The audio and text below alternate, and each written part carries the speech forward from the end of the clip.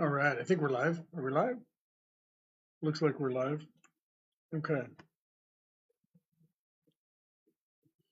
Welcome, welcome, welcome, welcome. Okay, we are live. Just checking to make sure that we were, and I'm going to send this out, share this out, right? Maria, welcome. Everybody share this out. I'm trying to share this out. Let's see what we can do here. Share my live. Welcome, welcome. Got a lot to talk about. If you guys have spiritual questions, then let me know, right? Let me share this over to Facebook so we can get some people over there from Facebook taking a look at what's going on because I'm live now, right?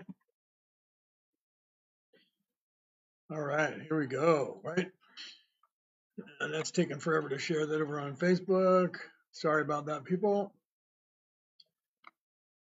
Let me close this out because I don't need this open. There we go, and we don't need that open. All right, welcome everybody. Hi, how you doing, right? Hi, everybody. Welcome. Hit those hearts for me over there, right? If you guys have any questions, let me know, right?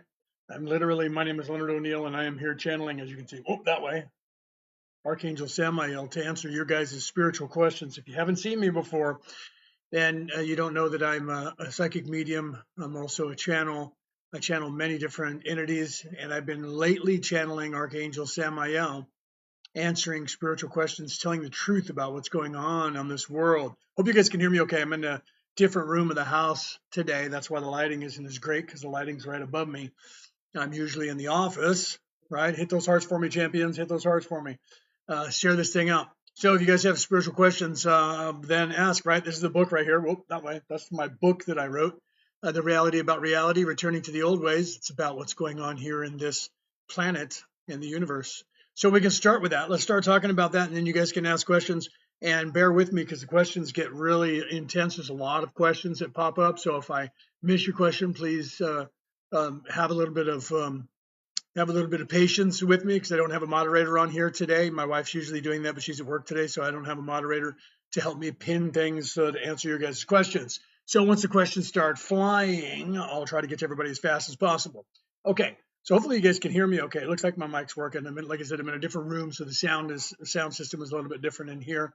And it's because it's hot today. I'm in New South Wales, Australia. Today is going to be 40 degrees. That's over 100 degrees, right? Executionist. I know that one. Hi, brother. Welcome. Wee man, welcome.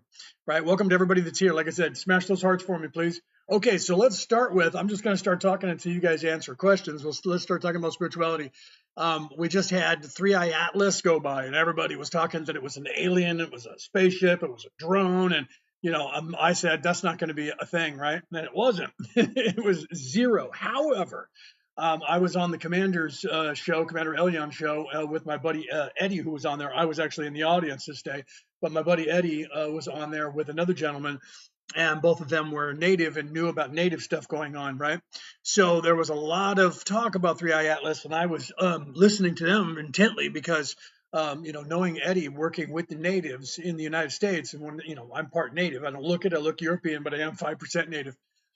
I know about this stuff, so I was really interested and I really delved into this because there were some things about Three Eye Atlas. I was talking and saying it's nothing, it's just a rock. Well, one of the things that Three Eye Atlas did do, which is very, very ultra rare, is that when it went around the sun, first of all, this contrail was going the wrong direction, which is really odd.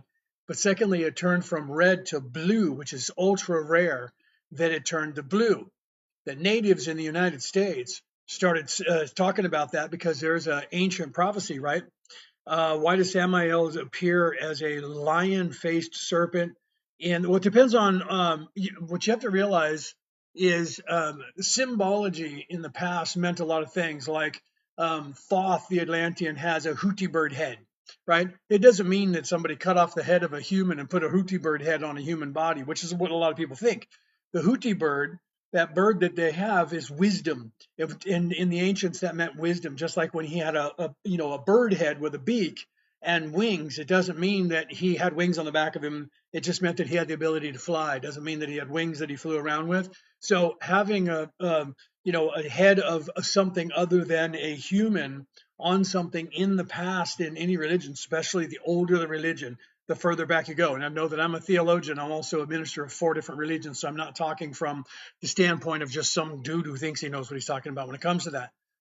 They literally have different things. So the serpent head originally meant wisdom way back when you have all those tokens around the earth of the people holding the two arms out holding serpents in their hands. The serpent god Viracocha, Quetzalcoatl in South America, Central America. That was the serpent was synonymous with wisdom, with knowledge, and the knowledge bringer. So when you have like that with the serpent head, that was to depict the older religions that have now been basically tried to be wiped off the face of the earth, that were wisdom. The wisdom gods were the serpents. Then when they changed things with the story of the Garden of Eden, when they changed that story, and then the serpent in the garden became the evil one, and then all the religions were having somebody fight the serpent. Those religions where they were fighting the serpent usually didn't mean the devil until the Roman Catholic Church. Now, no, I was baptized Roman Catholic and I'm a minister and I was knighted by the Roman Catholic Church. So I'm not taking shots at Christianity from an atheist standpoint or anything, right? So literally the church back then, once Constantine got a hold of it in the first and second council of Nicaea, when he Romanized it and made it the Church of Rome back in the 200s, literally at that point, all the serpent gods were then depicted as evil. So all of the hero quests, like Thor, when he had to fight the dragon of the North Sea, when Marduk had to fight Tiamat the dragon, the serpent things all of a sudden became evil.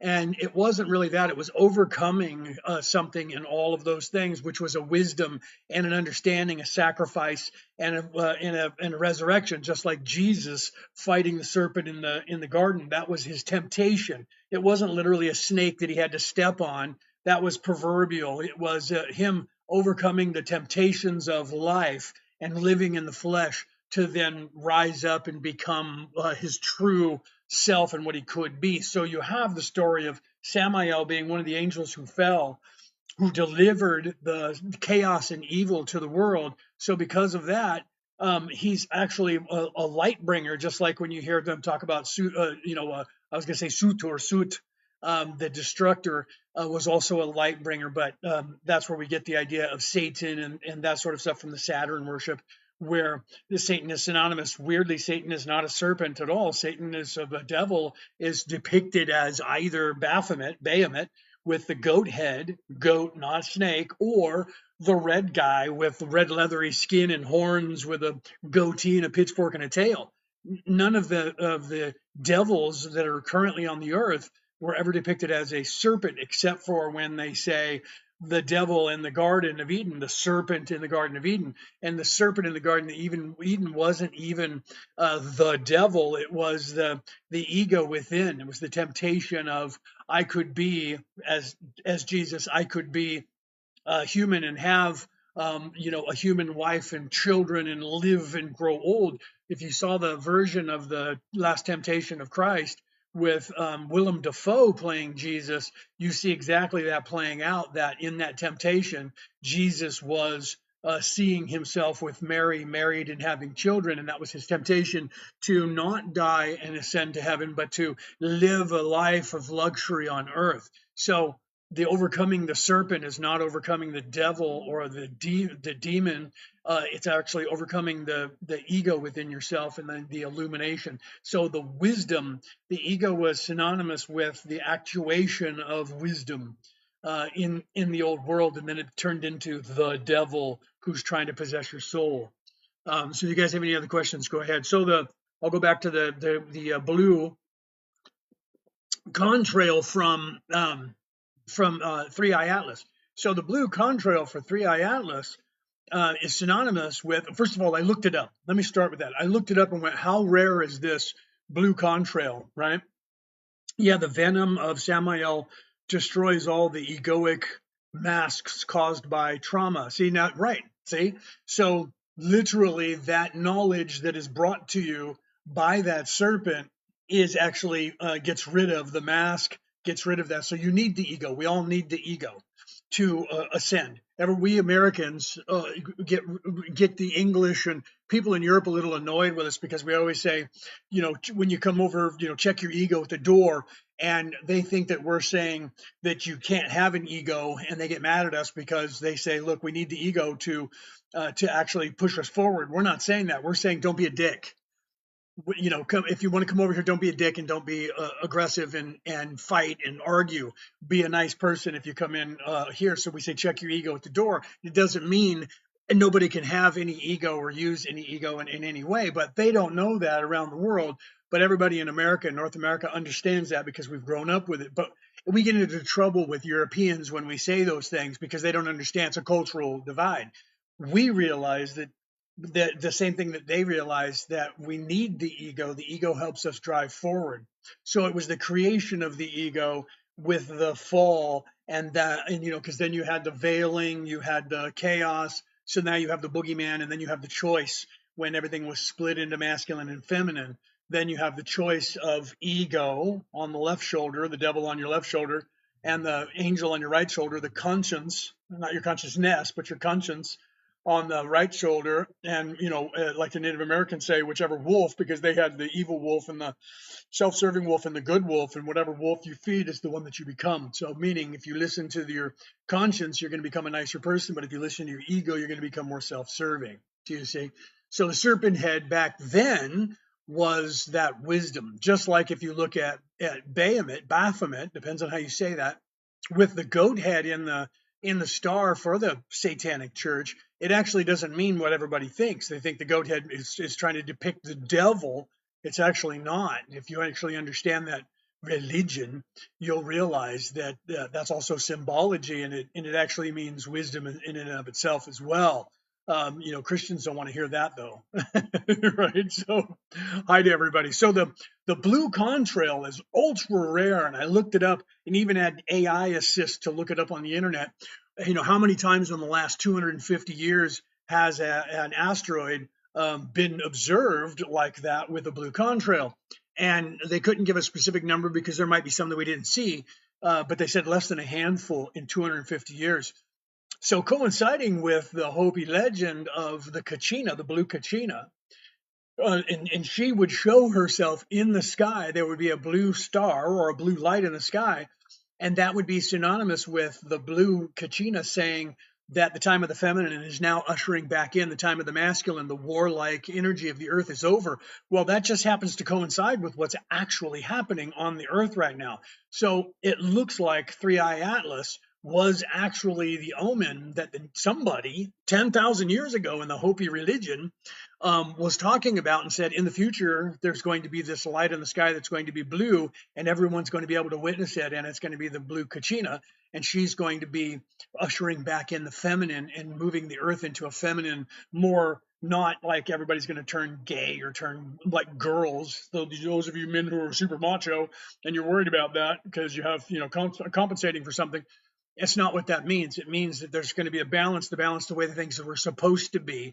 And these warlike religions that are on the earth now, most of them are, if you look at the big four, they're monotheistic, male dominated religions, and they are warlike, all male dominated, a single Godhead, all women pushed away. The Romans, the Greeks, the Hebrews, the Christians, the Muslims, big five religions on this earth are all warlike cultures, aggressive, warlike, conquering cultures. Those are pushing women out. Women don't have the say, and Zeus had the final say. The god has the final say, not the feminine, only the masculine. So people want to say that about the Vikings, where the Vikings were a dual aspect. They had a god and a goddess, and then the sun. They were a dual aspect religion, not as aggressive as people think. There was another side to that. Everyone sees the Vikings as raiding, pillaging, raping. That was just one side of the Vikings. The truth is about them that they were more farmers, and they were more socialites than people realized, and that's being played out more now. Like if you watch History Channel's The Vikings, you see that aggressive side, but you also see that most of them didn't want to be just warring. They were trying to be more farmers and have land. They weren't worried about just money, right? Same as the goodness are emerging in the astral symbology as well. Yes, it is. So the whole thing, we're moving into that phase, right? We're moving into that phase. What is it? Stataram? Is that your name? I don't know how to say it. Stay around. Yeah, you're absolutely right. Because yeah, both aspects of creation, Shiva and Shakti. Yeah, if you want to look at that from the east, Shiva and Shakti, right? So literally, or if you look at it from the Viking standpoint, Odin and Freyr, right? The god and the goddess, and they were synonymous as in, not as they were a team, they were a balance, and they were a team, and they acted like that. And anybody that knows anything about that those pantheon knows exactly that, right? Staya or Susan. That's what I thought, but I wasn't sure. So yeah, that's cool, right? I was like, is that another name for yeah? So, but yes, they're both as important, and to control a population. Now remember, TikTok. This is all for entertainment purposes only. We're just talking from a video game or a book. We're not talking about reality, so we don't have to worry about TikTok trying to the algorithm kicking us off. If you want to control a population, you need to keep a population warlike, and you also need to keep the population in fear, and they're easier to control when you do that. You also lower their education, and when you lower their education, they're easier to control. And that's exactly what those male-dominated religions do, right? I bet I can do best I can do is pray to Archangel Michael. Well, I mean, it depends on what you're trying to do. Like Michael serves a purpose. Michael is a great purpose. Remember, I am a minister of four religions, so I'm not coming from a standpoint of a Satanist or something, right? Um, so let's see, when they took etymology out of schools, yes, that's when everything changed. Absolutely, Alex.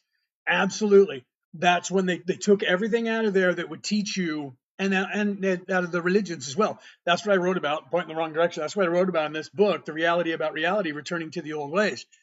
That literally there is a time in our history 10,000 years ago, 10, 12,000 years ago, when people started controlling the narrative. They learned that you could just take this information out. Like I was just talking, I'm in Australia right now. I live in New South Wales, Australia, but I was born and raised in America. And I was telling my wife, who is Australian, that if you go to school in America, they've taken away home economics, social economics. They've taken away teaching you how to balance your checkbook, how to run a business. All of that information has been pulled out because they don't want you learning civics, none of that stuff. They don't want you learning what you're supposed to learn as a citizen to help aid people. What they want you to learn is to obey and get a job to work for them. Do you see? The God is false, and all the archangels are false too. That's a belief. You can have that. You can have that belief. This is a free world. You can believe whatever it is that you want to believe. Is it that you could also believe the earth is flat? That doesn't mean that that's the way it really works. It just means that that's your belief. We don't see reality for what reality is. We see reality for how we are. So depending on your upbringing, Karina, you'll literally believe what you want to believe, and it's okay. I'm not here to change your mind. I'm not here to sell you anything. The only thing I'm trying to do is to get you to start thinking for yourself so that you can get back on track and learn what you were supposed to learn. Exactly. Keeping the feminine subordinate goes much deeper than just relationships. Absolutely. Because the feminine aspect of the world is what helps balance the world out. You have the masculine warlike aggression, and that's all the self-serving power, money, fame, glory side, and then you have the nurturing, loving, caring side of the feminine. Keep that away and shut it up, and you can control people and keep them warlike. So you're absolutely right, right? I figured out this is a you are what you believe place. If you're talking about TikTok or are you talking about the planet? Yes, Alex, the planet is you are what you believe. It's like you are what you eat, whatever you consume, because that's what we are. My memory and my idea of what's going on in the world is a culmination of all my experiences, because that's only what we truly have to draw on, each one of us. That's why if you get like 10 of us together and we all stand side by side and we watch a movie, we're all going to get something different out of the movie. If we all stand side by side and watch a car accident and then we're separated and we're interviewed, we're all going to have a different idea of what the car accident looked like. If you together, if I'm a cop and I interview everybody together, I'm going to get a good idea of what happened to that car accident. But individually, we're going to get differences of whether the color of the hair or the car or the who crashed into who is going to be slightly different because it's based on our perception. Your perception determines your reality. So it's kind of like what you consume is who you become, right? So you have to kind of realize that, right? I figured out this is This is you are what you believe place. So you literally have to look. That's why we teach people that you have to stop becoming subjective with your reality and who you are and become objective.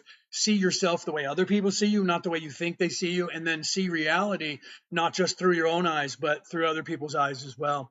Jesus was a Jewish rabbi, circumcised at the eighth day. Whether he was circumcised or not isn't as important as the fact that he was Jewish and he was a rabbi. But yeah, I mean, he probably was circumcised, right, on the eighth day, and there's something to that. But the fact that he was called a rabbi and was able to teach means that he had to have been married in that religion at the time. Today, in this religion, the Hebrew religion today, if you're 30 years of age, you pretty much are supposed to be married. And if you're not, the church is really frowns on that. So to be called rabbi, which means teacher, Jesus at the time, which the Sanhedrin recognized him as a rabbi, that means he had to have been married to somebody. And she had to either have kids or be pregnant. Otherwise, he couldn't hold the title of a rabbi. You can look that up. And if you're Jewish, you probably know that.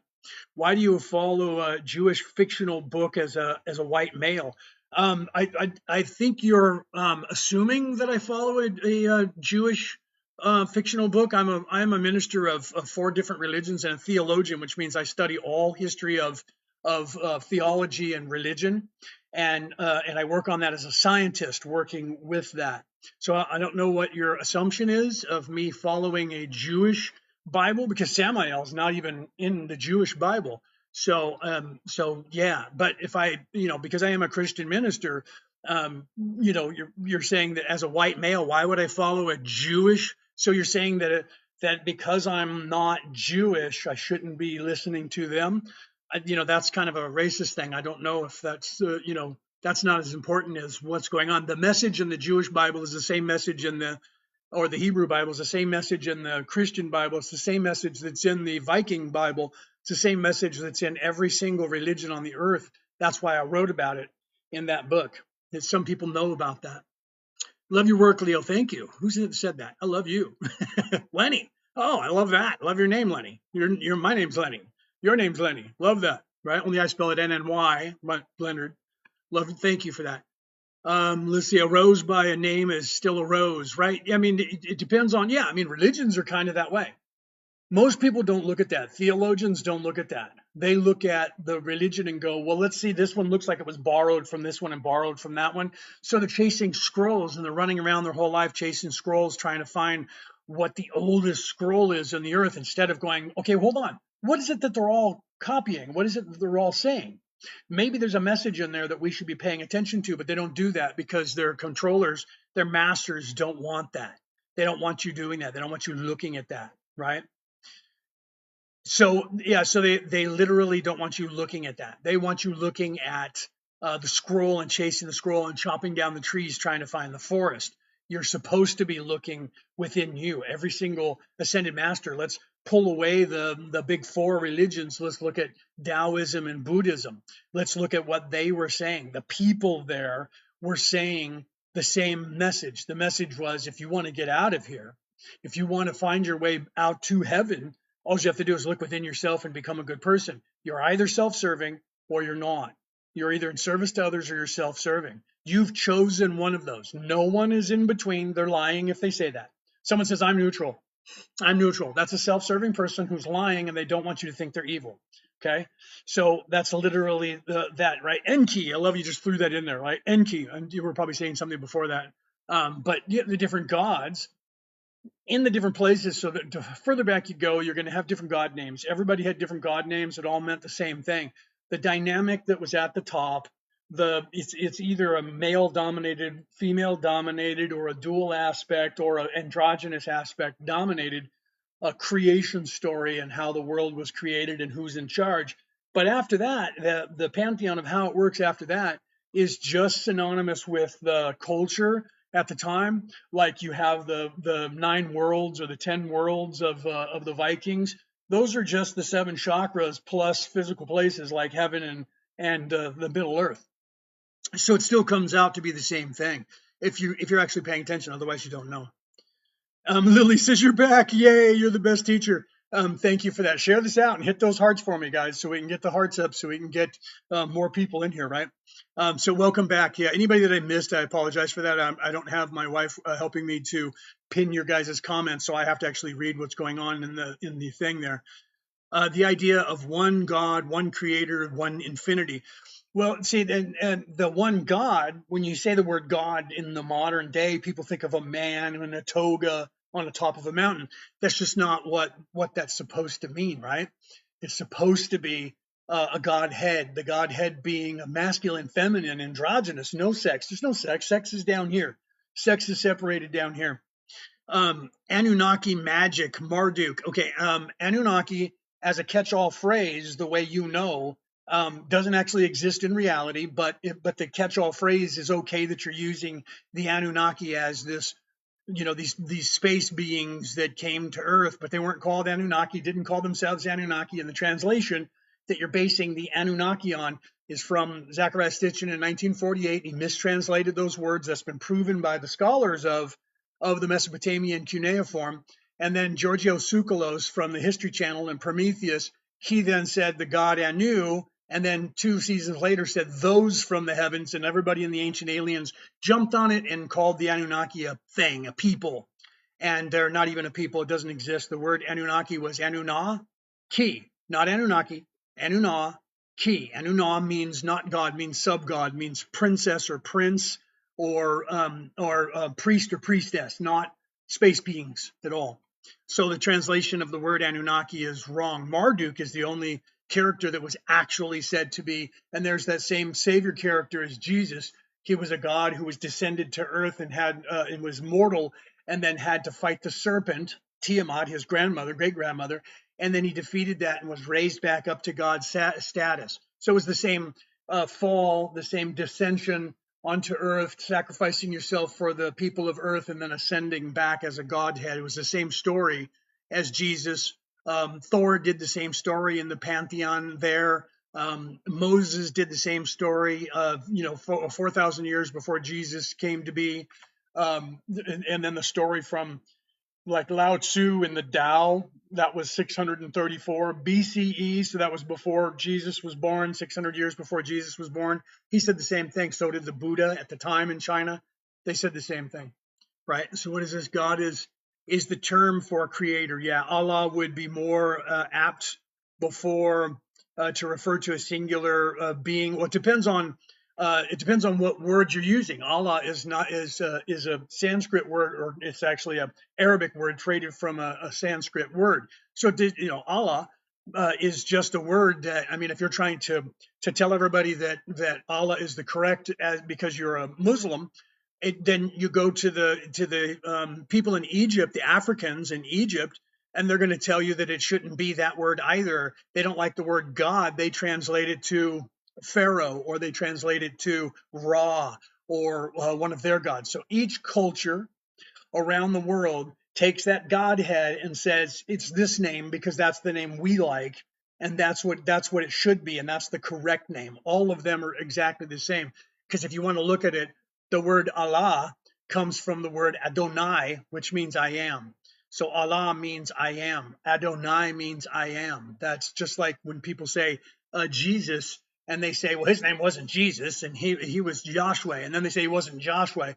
They're just coming up with an older translation of the word, the Sanskrit word, and then the Sanskrit word is translated into a Hebrew word, or in the case of the word Jesus, translated into Coptic, Latin, then or Greek, then Latin, Coptic, Greek, then Latin, then English, and it comes out Jesus. Still the same name, it's just a translation.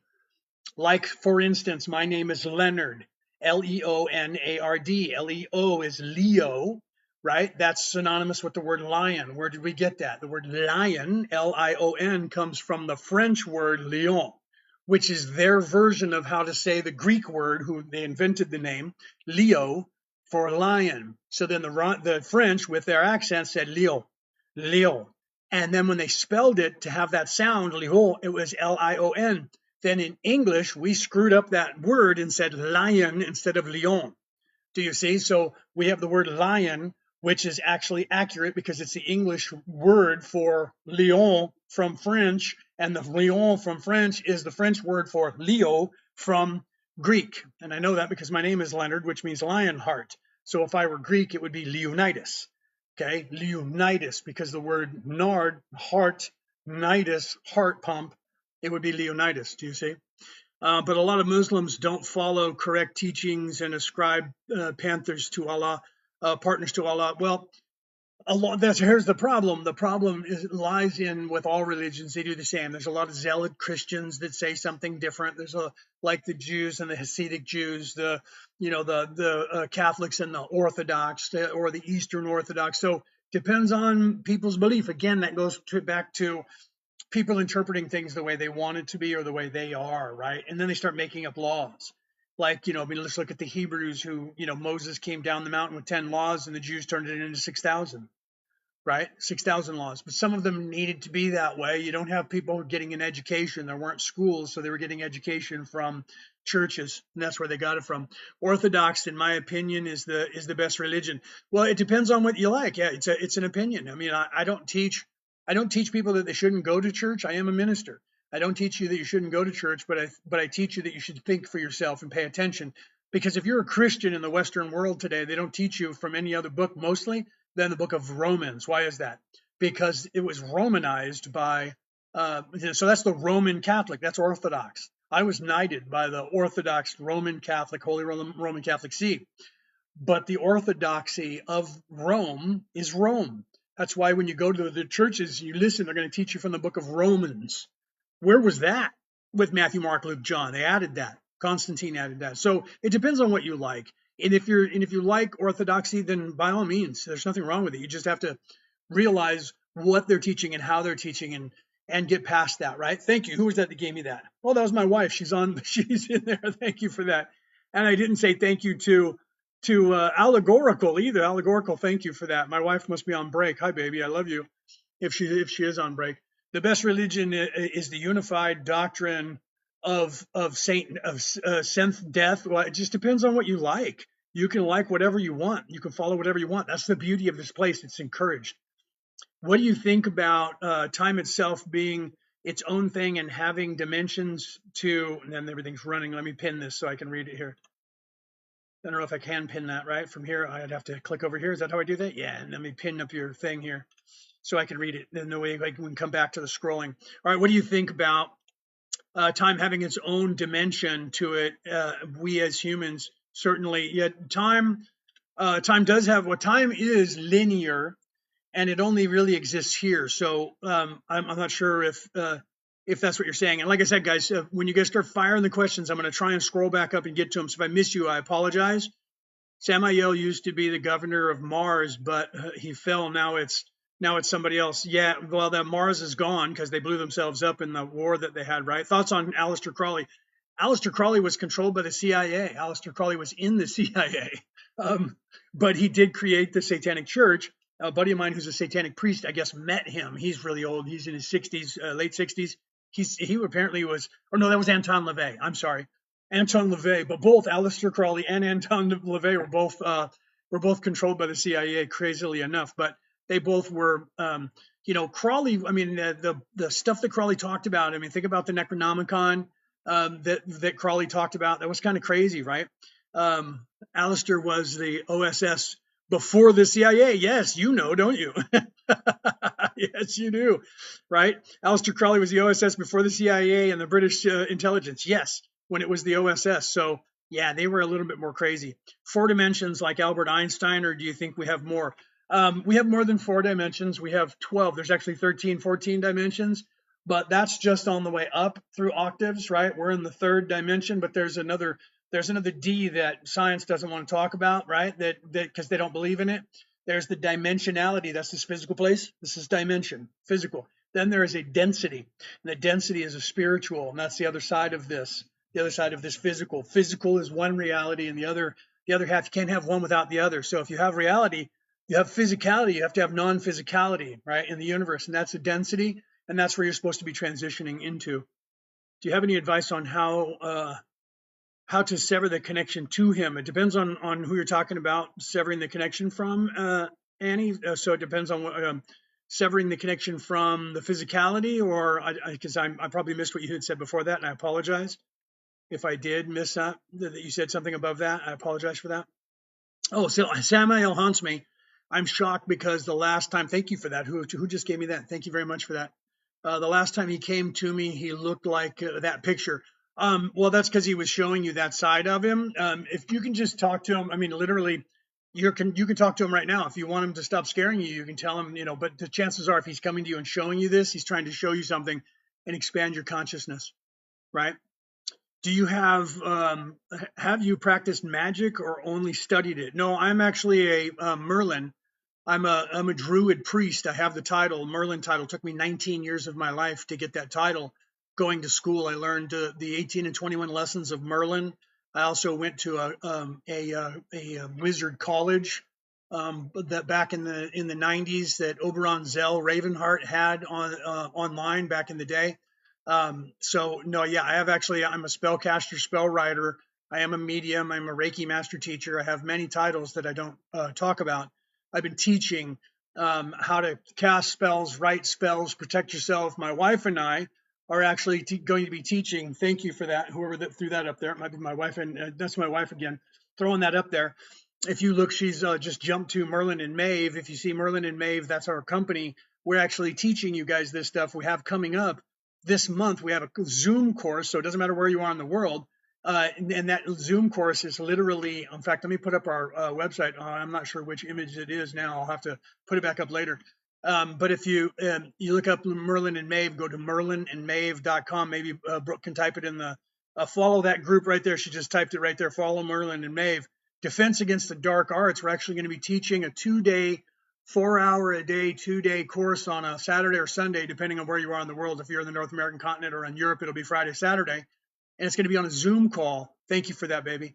And you literally, if you want to learn how to defend yourself, or literally learn how dark magic or evil or whatever, when people are putting that on you, to reflect that away from yourself, we're actually teaching you the beginner course in that. So you'll actually learn how to defend yourself and take care of yourself. What do you think about spiritual guides and spirit entities? My opinion is that they are all demons. No, they are not. There are demons and there are not. If they're telling you that they're demons because you went to a Christian church, and they're telling you that anything that they don't control is a demon. And if you have psychic abilities, it's the devil and the demon. If you see things that are out of body, it's the devil and it's the demon. Keep coming to church and we'll tell you how to get to heaven. So that's actually folly. That would be like saying they're, UFOs or something. They're not. Not everything's evil. You learn the difference between good and evil energies when you are listening and you're hearing stuff coming from your left ear. That's usually negative energy, and all your guides are going to come in from the right side, and that's actually positive. Defense Against the Dark Arts. Yeah, put that up. Thank you. Defense Against the Dark Arts. That's the first course. That's the Zoom. It's the 13th and the 14th of December. If you guys are interested, click on that Merlin and Maeve thing that's up on your screen. Go to Merlin and Maeve, follow that, and you'll get the information there. There's videos up there where you can see that, or you guys saw it. She put it up there on the screen before. You can email us at merlinandmaeve@gmail.com for more information. We will answer that. We can also log you into the course. When the course comes up, we will either email you or message you the information to get into Zoom. You don't have to download Zoom. You can go online to Zoom and you can come in, and it's going to be free and not going to be on air, not going to be recorded. So that way you guys can learn the stuff that you need to learn. They're all demons, mate. Believe me. No, they're not. That's your opinion, bro. They're not all demons. You just think they are because you were told that. They're all demons. They all want to manipulate you, take aspects of your energy. Not true. Not true. Negative people and negative entities do that. There is not just evil in the world and evil in the universe outside of this place, and you're supposed to learn that. But you can believe that, bro. You can believe that all you want. Okay? You can believe that, and I'm not here to sell you on it. So if you want to believe that, believe that. Run the rest of your life running away from everything that is spiritual, so you'll stay right here in the physical, because that's what they want you to do. Let's see. What's your take on the chosen ones? It depends on what you mean. Are you saying like the 144,000? Are you saying like the Hebrews who claim they're chosen? There's a lot of people who say they're the chosen ones. Thank you. Who was that? Oh, that was my wife, I think, again, sending me that. So it depends on what you mean by the chosen ones, because if you listen to the Hebrews, they were told they were the chosen ones, but Jesus was trying to tell them that here's where God was saying that everybody's the chosen one. So then they have like the 144,000. Those were all meanings that are more than 5,000 years old, more than 4,000 years old, and they're like all the humans are chosen ones. Yes, all humans are the chosen ones. Every single one of you. You know why? Because you are God. You are God. You just don't know your God. You don't remember your God because God created you as a piece of God, then mind wiped you, put the veiling in so you didn't remember that, and then put you into a matrix to where you're supposed to figure it out. We are not God. Yeah, I'm sorry to tell you, bro, that we are. Sorry about that. You can believe that you're not. You can believe whatever you want. It's okay. Why do I see repeating numbers 777555? When you see repeating numbers like that, that is your guides who are not devils or demons. That is your guides in your higher self, who's also not a demon, who is trying to expand your consciousness and trying to get your attention on something. You should look up what those numbers mean when you see them, but take them as they're trying to expand your consciousness into something other than what you think you're seeing now is going on in the universe. Do you also know that African religions, Brazilian also? Yes. And all of those are the same. All religions are semantically different on the fringes of how you worship whatever the name of the god is. But the creation stories are almost identical, and the message that every single religion is trying to teach you is actually the same message. How you get to heaven is by not being self-serving, by being in service to others. Even the Egyptian Book of the Dead is teaching you the same thing. Thoth the Atlantean. I've studied religions around the world my entire life. The meat of what the religion was based on was this is how you get off of this planet and get back to whatever you call that place. The names changed because of the language of the people who spoke. What about, wait, let me put this up here. What about the Alpha and the Omega? See, that was the I am. That's the Alpha and the Omega is the beginning and the end. It's trying to show you the Taurus.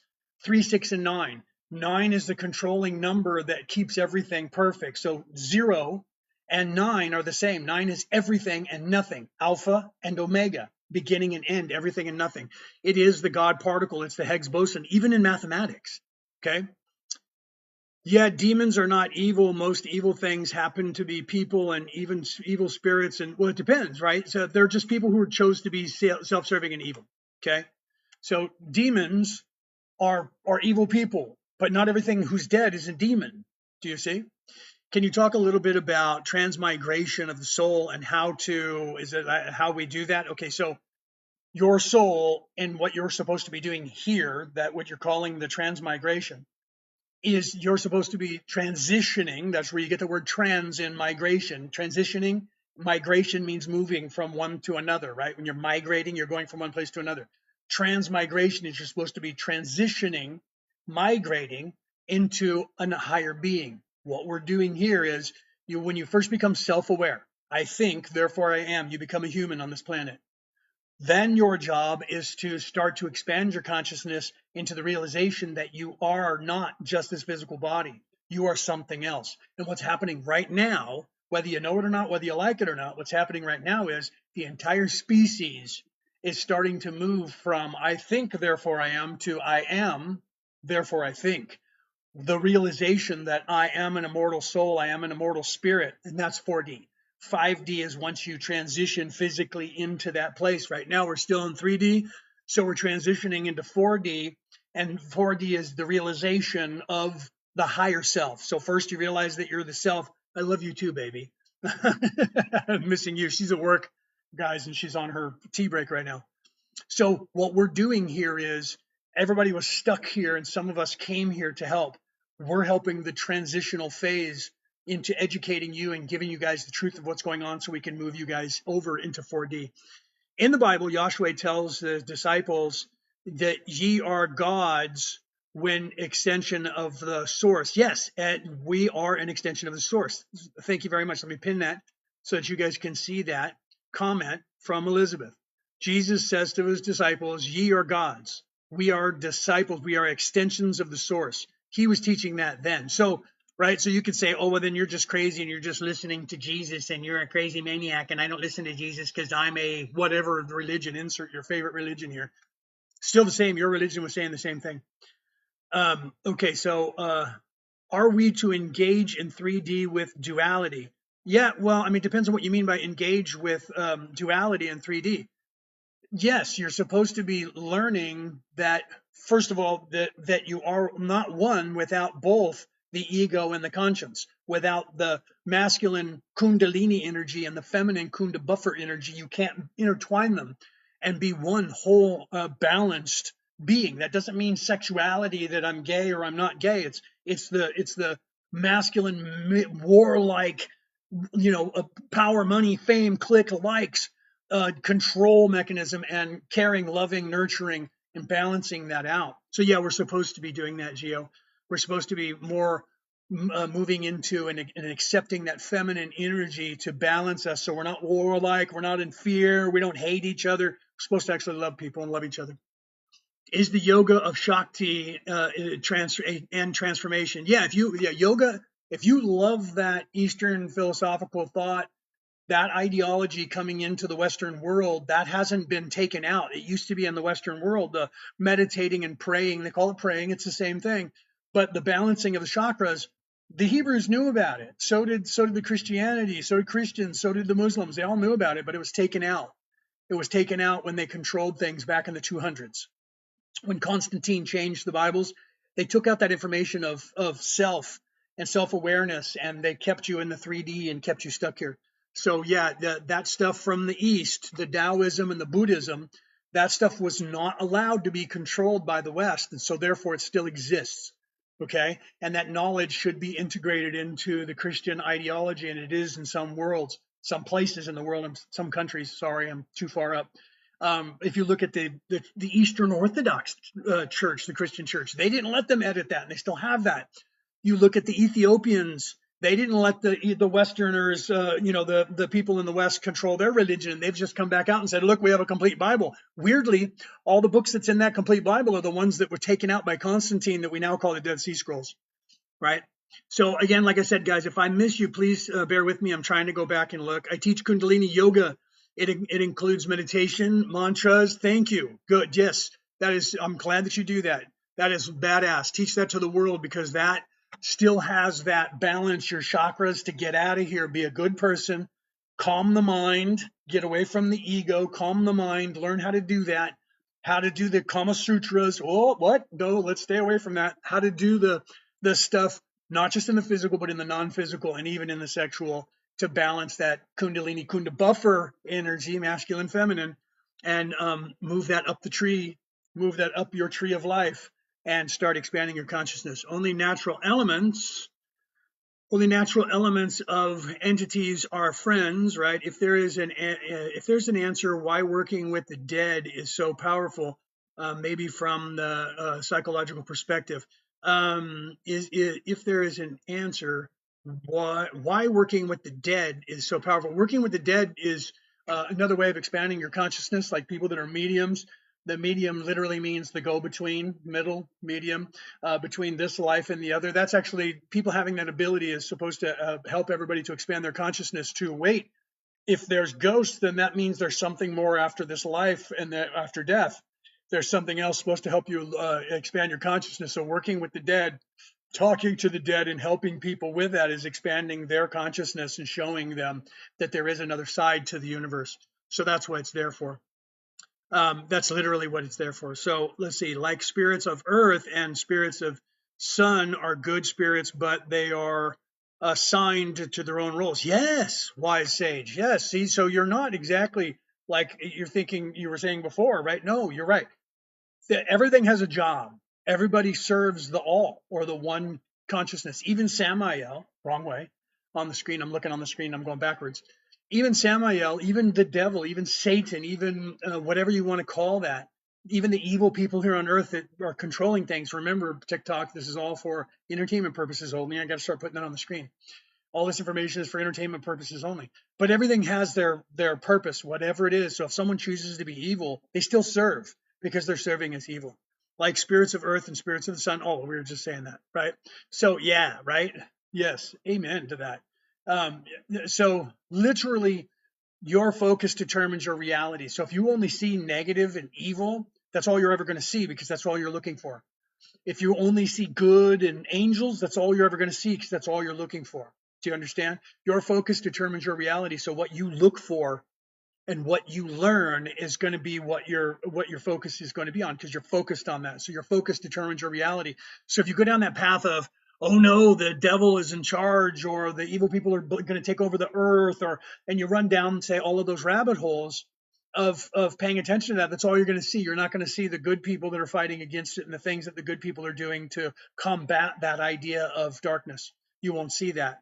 So you won't realize that. You have to round yourself out by taking a step back and stopping to just look at, who killed Charlie Kirk, right? Well, I can't say that word, right? Who unalived? I apologize. We're talking about a video game now. I got to watch the words that I say so that that doesn't like offend the algorithm that is TikTok, right? So you have to take a step back and see that. That's when you become objective with reality instead of subjective. Subjective means reactionary and being subject to reality. That means you're reactioning. Your only action in reality is observing it and reacting to it, instead of being objective, which means that you're honest with what you see. You're not seeing it from the standpoint of emotion. You're seeing reality from the standpoint of logic. So you have to be honest with yourself and see the idea of what's going on with you, right? Yeah, the evil wants you to believe it will win and it will consume. That's its propaganda. Absolutely, 100%. The 1%, again, this is a purely scientific and something that we're just talking about here, that it doesn't mean anything. It's fiction. Although I wrote about it in my book, The Reality About Reality, Returning to the Old Ways, where I call them the controllers. And they 1%, they tell you they own everything, and then they own all of the networks. So whatever you're watching, internet, everything is controlled by them. So they control the narrative. So then they're telling you, we're in charge and you're not, and you're nothing, and you're evil. We're not evil, we're good, and you're just bad and you don't know what you're talking about. And then they tell you that, right? Zionists, right? Yes.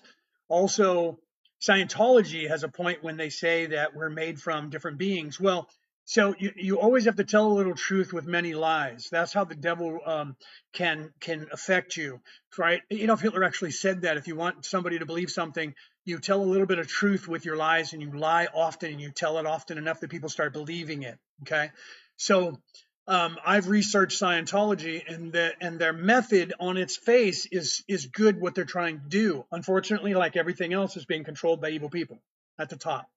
Okay, so Scientology, from the book that was written, not the religion that it is now, the book of Scientology is right in the knowledge of what's happening to you and how to cleanse that knowledge. They based that and made all the books called The Secret in the 1990s, because it's the same knowledge. But then you have, Dianetics has been turned into Scientology, and the Scientology is the religion, and that's being used to control people to make money, just like any other religion, that they're now controlled by people at the top to make money. Do you guys use fire in your school? I love fire. No. Well, yes, but not. I don't think the way you're talking about.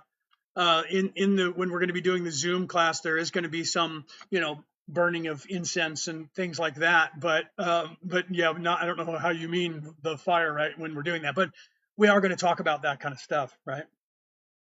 So let's see, what is this here? This any religion gets their 501c3 from the Vatican, right? They get their curriculum. Think hard about that one. They get their curriculum from the Vatican. All the Bibles that are out there, only up until about 10 years ago, were all printed by printing presses that were owned by the Vatican all around the world. The Roman Catholics wrote every Bible that you read and that you listen to.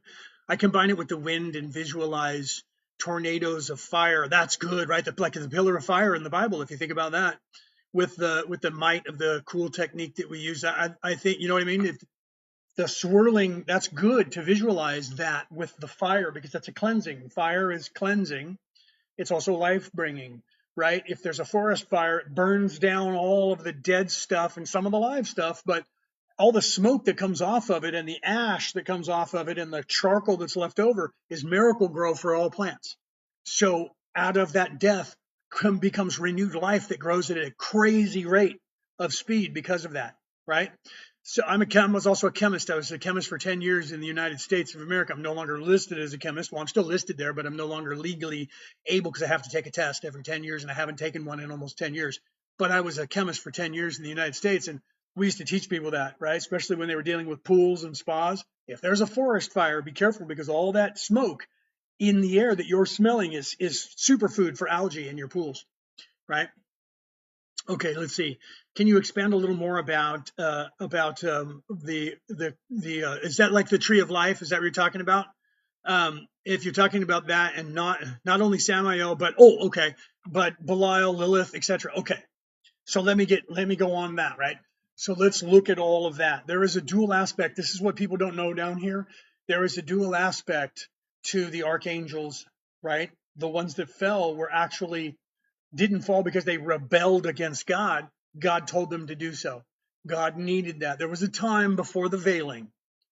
You're veiling right now so that you don't remember who you are and you don't remember that you're on a path back to God until you start figuring it out. There was a time when that didn't exist and there was no duality fracture and everybody was just what we are. But then we were sitting around being a bunch of stoner dudes, like from California, surfer dudes going, "You're God, man. I'm God. We're all God. We'll get there, dude. It's all good." And we weren't in any hurry. So the creator of the universe, they said, "Wow, okay, I'm lazy. We're lazy. We need to change something and speed up course." So they said we have to have this split, this duality, so that we can have a better organic experience of, we need light and darkness. We need male and female. We need masculine and feminine. We need these aspects to drive us forward in love and in hate and in war and in peace. So then someone had to show that to the world. So the creator looked at part of the creation that was already created, the archangels, and said, "I need some of you to volunteer to be evil and show the world, introduce this darkness, this chaos, and this evil to the world." And that's exactly what happened, right? So then you have some of those people that you know on this planet, like Samael, Lilith, Michael, Gabriel, and those Ariel, and some other Azrael, some other archangels.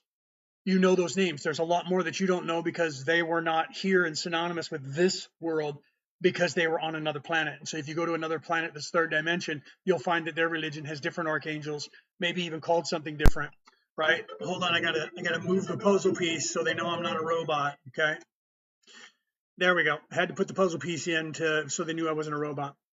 So you have this dual aspect of Samael. People think Samael is the devil. Samael is also has as an archangel, as a good person, but his aspect being down here on earth is more synonymous with the darkness. The same thing with Lilith. Lilith is more synonymous with the darkness than she is with the light on this world, but on other worlds, she's the holy Lilith.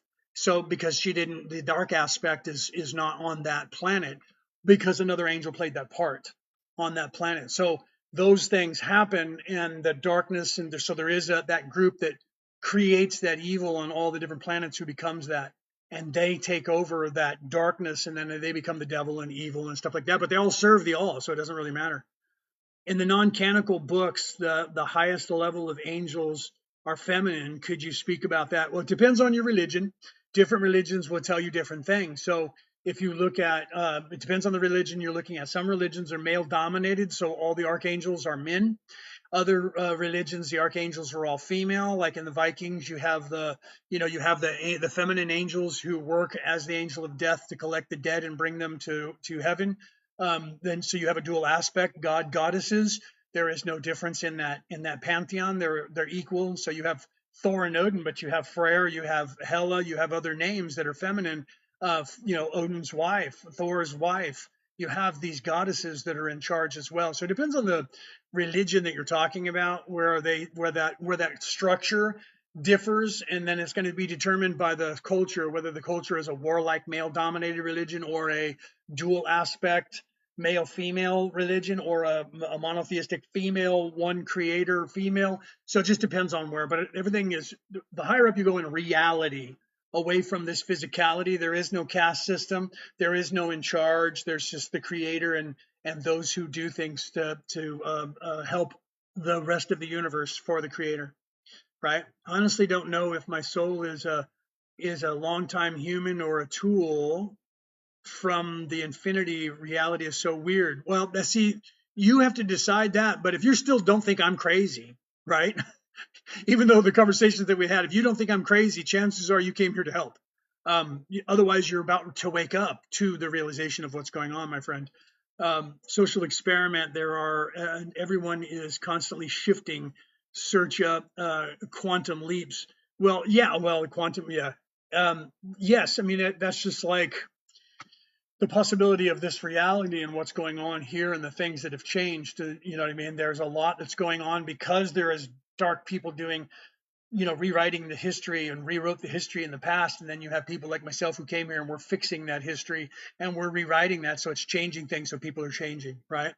So yeah, sun goddess. Yes, we're all God. If you look up high enough, yin and yang exacerbates. What is that? Abracadabra style or abasca? I can't say that word. That's how I see the monad. Well, yeah, that's exactly. That's the Vesica Pisces, right? The yin and the yang is literally the Vesica Pisces, and that's the say the masculine energy. It depends on how you look at it. Say the dark energy is masculine, the white energy is feminine. It could be the other way around. Depends on how you look at it. And then the overlapping.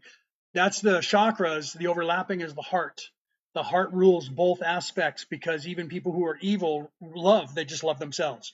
And then people who are in service to others, they love other people as well as themselves. That's the Vesica Pisces. That's what that is. The yin and yang is the Vesica Pisces. That's the balance of those two aspects, the ego and the conscience, right? The devil and the angel. That's those two aspects of you that make up the whole. You are a torus field, a triple toroidal field, right? And so the yin and the yang is the perfect balance that shows that, right?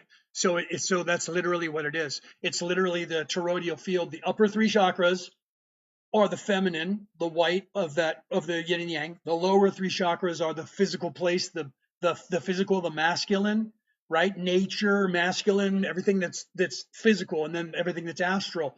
So white, feminine, black, masculine, overlapping heart chakra.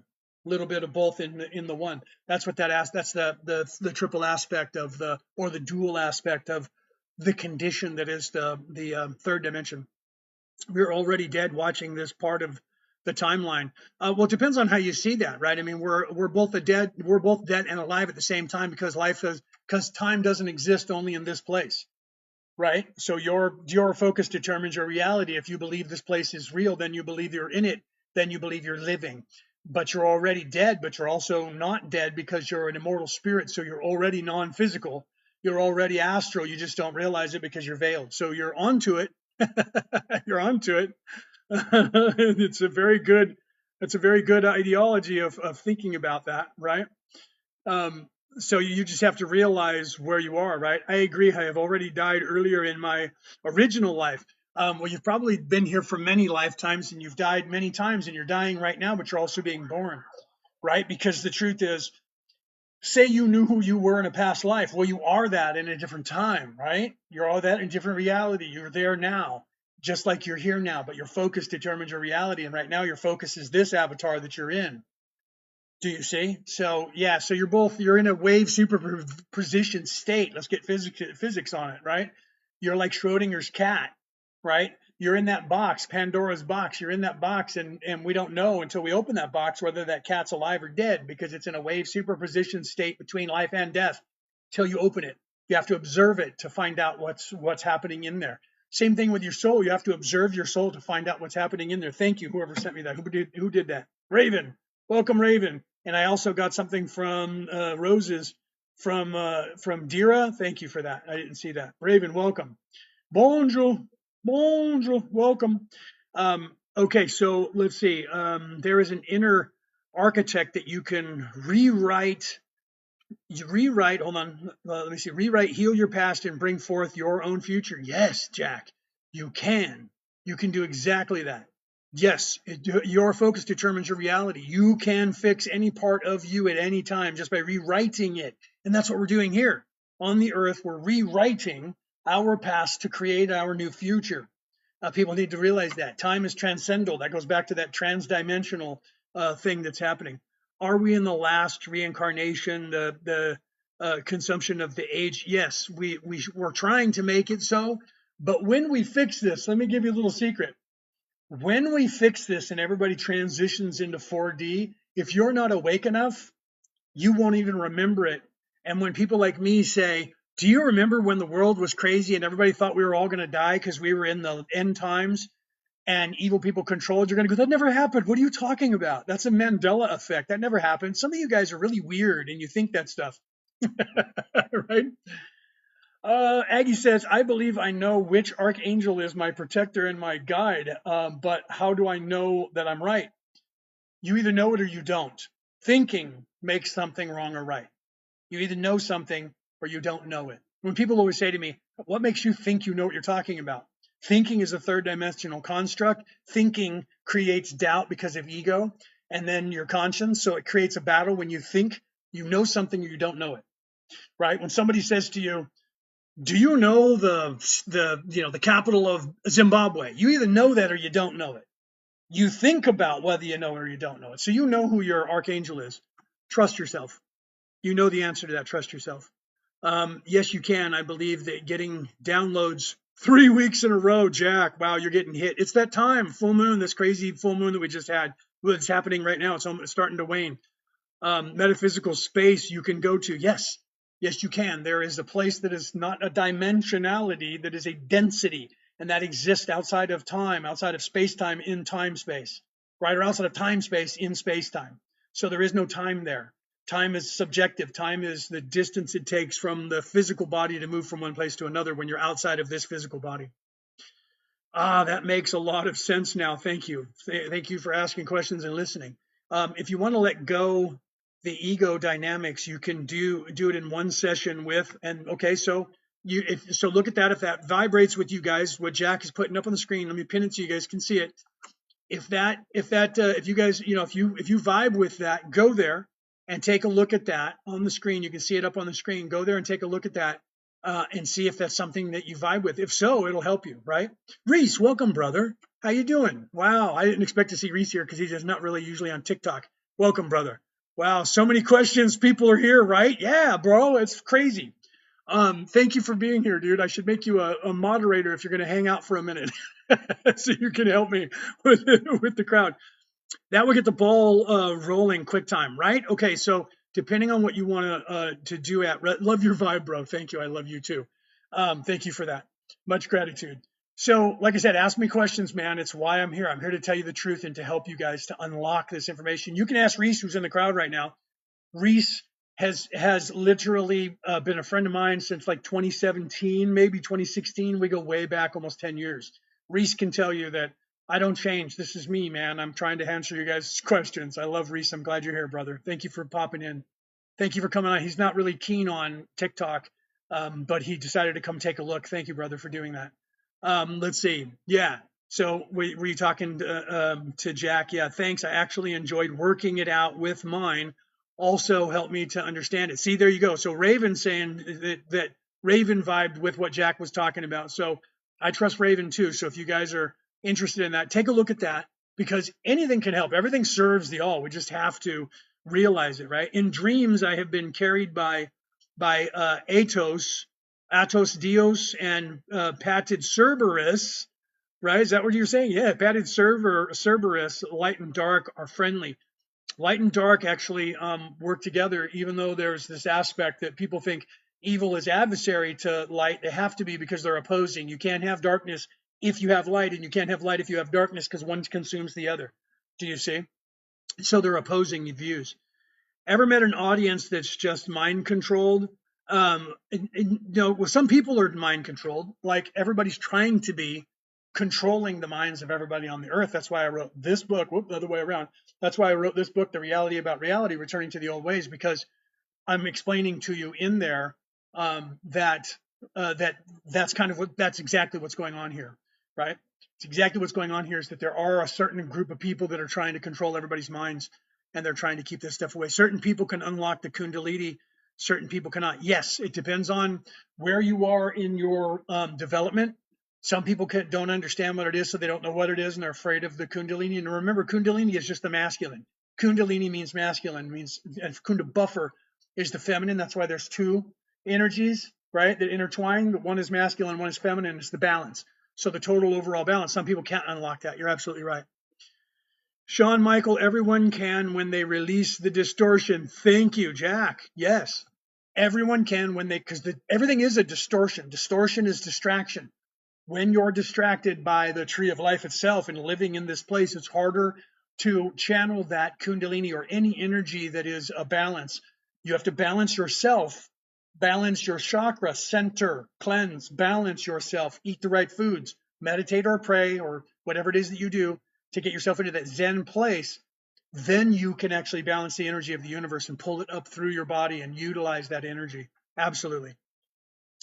Um, yeah, Holy Spirit, all feminine, not well, it's not just feminine, it's masculine and feminine balanced. However, in this place, it would appear to be more feminine because the feminine has been taken away from society for at least the last 12,000 years. The feminine has been ripped off of our society and pushed aside. So it would seem, from our masculine perspective, that the Kundalini would be very feminine because you would be introducing something that's foreign to you. So you would be pulling something into you that is, you're not used to, and that's what scares people. Change is scary, but you can't have change without discomfort.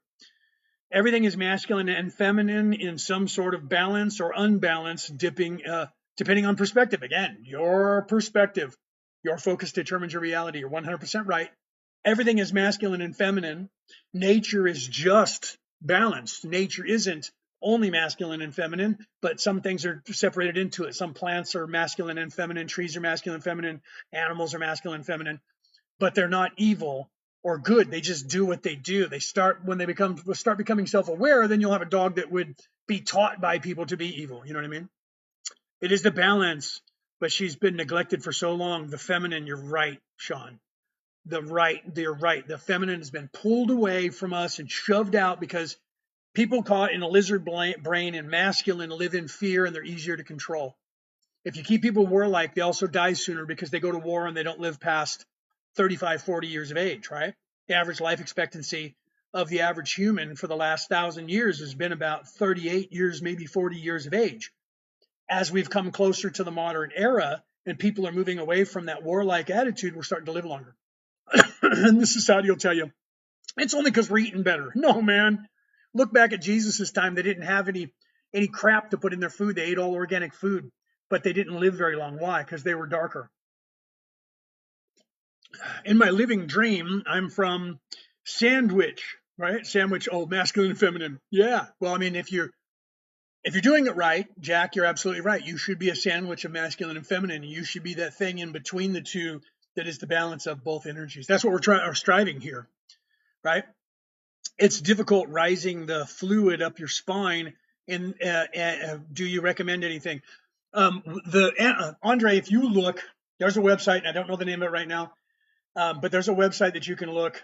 There, the fluid that goes up and down your spine happens to you once a month in your body when the moon moves into your sun sign. I'm a Virgo. Okay. There is a 3-day time period, 60-hour time period, 2.5 days. That's the 3 days that Jesus died and was resurrected. Okay. Jesus died at the age of 33. There's 33 vertebrae in your spine. So there's an oil, a dual aspect oil, masculine and feminine oil. One is milk-like substance. The other is a honey-like substance that is descending from the Ingala and the Pingala nervous system, nerves down your spine, goes down and mixes together at the breadbasket, the Bethlehem of your body, and comes back up your body and charges with the chakras and the Kundalini energy as it comes up your body. If you're balanced in that time period, just before that 3-day time when it's resting in your brain, right? For the 2 days before that, so for a 5 or 6 day time period of every single month, once you plot your chart, when the moon moves into your sun sign, as it goes into that oil is back into your head, about to go through the claustrum into your hippocampus, into your third eye. Okay, it sits there. That's Christed. That's dead, and it sits there dormant for that 2.5 days, that 3 days. And if you're not eating of the tree of life, getting drunk, doing drugs, eating crap food, and you're meditating, praying, whatever you do, eating good food, sleeping properly, that oil then goes pow and illuminates your brain. It's in my book. I talk about it in my book, The Reality of about Reality, Returning to the Old Ways. It's also in another book that's called God Man, the Bible Made Flesh. You can look it up online on YouTube. Contact me after the show. I can give you that website. It's not mine. I don't have any, I don't get paid for it or anything. I just found that that's the website that I usually give to my students. That you can track whatever sun sign you are, and you can actually like put it in your phone calendar. Don't have sex or debauchery in these 3 days, and you can actually illuminate yourself by that. The sun just went through Scorpio. See, okay, so What did the moon go through? The moon's full right now. I don't know what the moon is in right now. Because if your sun sign is Scorpio, then the moon is also moving through all of those signs as well. When the two overlap, when your sun sign, when the moon is in your sun sign, that is when that energy is going to be released in your body. I spiritually gave birth to a new baby ego and baby consciousness, right? Well, if they're balanced, then you did good, Jack. It was in Taurus. Okay, so the moon was just in Taurus. Is that what you're saying? So the moon was in Taurus, and let's see, full moon was in Gemini. Well, okay, so right, Reese, it was absolutely. I know this. How did I not remember this? I was just talking to Stephanie yesterday, and she is a Gemini, and she just said the moon was in Gemini. Thank you for that. Thank you for reminding me that. I should have known that. So the moon was just in Gemini. So it's either still in Gemini now, or it's about to leave Gemini. It's on its waning, so it might be on its way out. Okay, so tropical said Gemini. So I think it's in Gemini. Yeah, everybody's saying that now. So it was in Gemini. So if you are a Gemini right now, you have that oil that is sitting within you. And the second that the moon moves out of Gemini into the next sign, that oil will either turn into coal-like substance. So Santa Claus knows if you're on the naughty list or on the nice list. If you're on the nice list, Santa gives you a present. If you're on the naughty list, Santa gives you coal. That is actually a story to teach kids about that ascension. That's why we call them Santa Claus. Klaus is the claustrum that the oil goes through. That's a chimney in your brain that goes from your brainstem to your hippocampus to your third eye. You can look that up. Ooh, I'm kicking the table and almost spilling my coffee. Do you think or do you know? Yeah, do you think or do you know? That's the truth of it, Dixie. If you think, thinking is a third dimensional construct. You either know something or you don't know it, right? And you should be honest with yourself. If somebody asks you something and you don't know it, you can say, I don't know that, but I think, using deductive reasoning, it could be this, but you don't know for certain, right? So yeah, so you have to realize that. No, I'm sorry, it wasn't. Please check Constellation app. Oh, okay. See, I don't have my phone. I mean, it's over here, but I'm not going to jump on it, so I don't know what it is. But you'd have to look. I'd have to look at the app and find out what it is in right now. If you guys want me to, I'll look it up. Hold on a second. Let me see which phone I have here, because I have more than one phone. I have an American phone and an Australian phone. So yeah, give me a second here, and I'll actually look it up. Okay, and I'll tell you what it is in now. Once my phone stops updating, because I'm trying to look stuff up here. So let's see here, okay? Let's see if when it comes up, I'll click on it, wait for it to load. It's loading, and then they're trying to get me to agree to the cookies. Let's see, it does look like it's in Gemini. Let me double check here again. Let me do the month phase here, because it's just showing the one phase. So hold on, let me change the calendar to that. So the moon in the month, moon sign, calendar aspect for December. It's loading. Okay, so let's look. It is in Gemini. It started in Gemini at 02:46 a.m. Thursday, December 4th. It'll stay in Gemini until 01:54 a.m. Saturday, December 6th. So depending on where you are in the world, because if you're in the United States, it's the 5th right now. If you're here in Australia, it's the 6th already. Okay, so depending on where in the world you are, will determine right now. But it's moving into Cancer at Saturday morning. So for us here in Australia, it's in Cancer now because it is Saturday here. So the moon is moving into Cancer. So it starts Cancer at 01:54 a.m., stays in Cancer until 02:48 a.m. Monday, December 8th. Okay. So and then it goes into Leo. All right. So the website that I use, again, like I said, I'm not getting any money for this, is called AstroSeek, right? So it's ASTROSEEK, and then when you get to the site, the O is like an eyeball, right? It has like a crescent moon there and a sun in the center. I like that one because it seems to be consistent, but I don't get paid for them. So you guys, if you find one that you like better, use that. That's just the one that I usually throw at my students because it seems to work. Because if you click on the date, like I just did, it'll show just the day when you first log into it. Click on the moon, and then click on the month, because you can click on the month because it'll first bring it up and it'll say moon. I don't know if you guys can see it on camera. No, right? It's not gonna play out for you. So I apologize for that. There you go.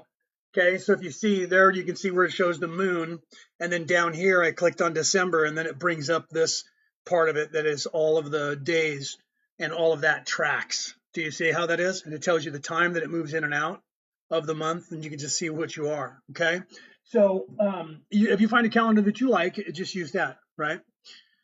So Emma says I use what is that? Stellarium, I think. Yeah. See, so there's one that somebody else likes. You can look at that and see if you like that, right? That's not a constellation app. You need to look. That one actually has everything, Jack. It has all the different. You can go to like everything here. I mean, I'm just saying if you find one that you like, but it has horoscopes, astro tools, compatibility, celebrities, numerology, guest signs, moon, current planets, and retrogrades. So it has that. But like I said, I'm not getting paid by them. It's just one that I like to use as a tool. If you guys don't like it, Jack, let them know which one that you use. And then who else? It was Emma also said you guys can take a look at those. Find which one vibes with you guys, right? Whichever one works for your needs, use that. But it'll tell you, and on this one, that's why I use it, because it tells you like to the minute of when it's going to move in and out of that sign. But I bet all the apps do that. Those guys probably on those apps tell you the same thing. So Jack said, Emma, yes, you can check the real sky. There you go. Okay, so you guys are probably on board with the same thing. So put that up on the screen there for people to take a look at, guys, because you can see what's going on in real time. I like doing that too. I like looking at the star charts and being able to move them. When I was a kid, I was like 17, 16, 17, maybe a little bit younger, and I was on a Commodore 64 before the world had it, because this guy that I knew, his father worked for AT&T, that's a American Telephone and Telegraph, and over in the United States. So he had a computer before it was out for the world to have, and I was looking at star charts, and I wanted to look at where the star charts were going to be in the year 2000, right? So I was going through that, and it stopped at 1999, and I said to him, how come this won't go to tell me what's going on in the year 2000? I wanted to go to 2012 and look at because I heard about the Mayan calendar ending in December 22nd, 2012. I wanted to go and see what the star charts were. This is the nerd that I am. I was already studying religion at 16 years of age. Told you guys I wasn't kidding. This is a nerd. Told you. So I wanted to look at the star charts for the year 2012, and it wouldn't go past 1999. And I said to him, what's going on? He said, I don't know. I said, it won't go past 1999. It just freezes. Well, that was when they started discovering, when people like me did that. I'm not saying I was the one who discovered it, but I did. I did discover it, but I don't think that I was the one that the world got credit for. But other people like me were trying to have computers go past 1999, and it wasn't. That was the Y2K bug, that they never programmed the computers to turn over to 2000. It just went up to 1999, and they didn't have it figure out the 2000 or 2001, and they had to upgrade all the computer programs to do that. Constellation app shows where the things are in the real sky. Yes. You didn't even get the moon right, friend. Don't think your advice is service. So you're talking about Sean? I didn't. What are you saying? We didn't get the. Oh, you're talking about when people were trying to figure out which moon. Well, we just didn't know what moon it was in right now, but we thought it was in Gemini. So don't start arguing with each other, guys. Come on, just because somebody messes up and doesn't get something right. I once was talking about 2029 and 2033. I was once. What about 2033? 2029 and 2033. It's okay. So 2027 to 27 and to 28 and 29. Really soon is going to be the 2000-year anniversary of the death and resurrection of Jesus, depending on which timeline we are in as it comes up. Because Jesus was not born December 25th. He was born somewhere in September 8th, 9th, 10th, or 11th. And he died in April. We know this. That's in history. He died and was resurrected on what we now call Easter. Okay.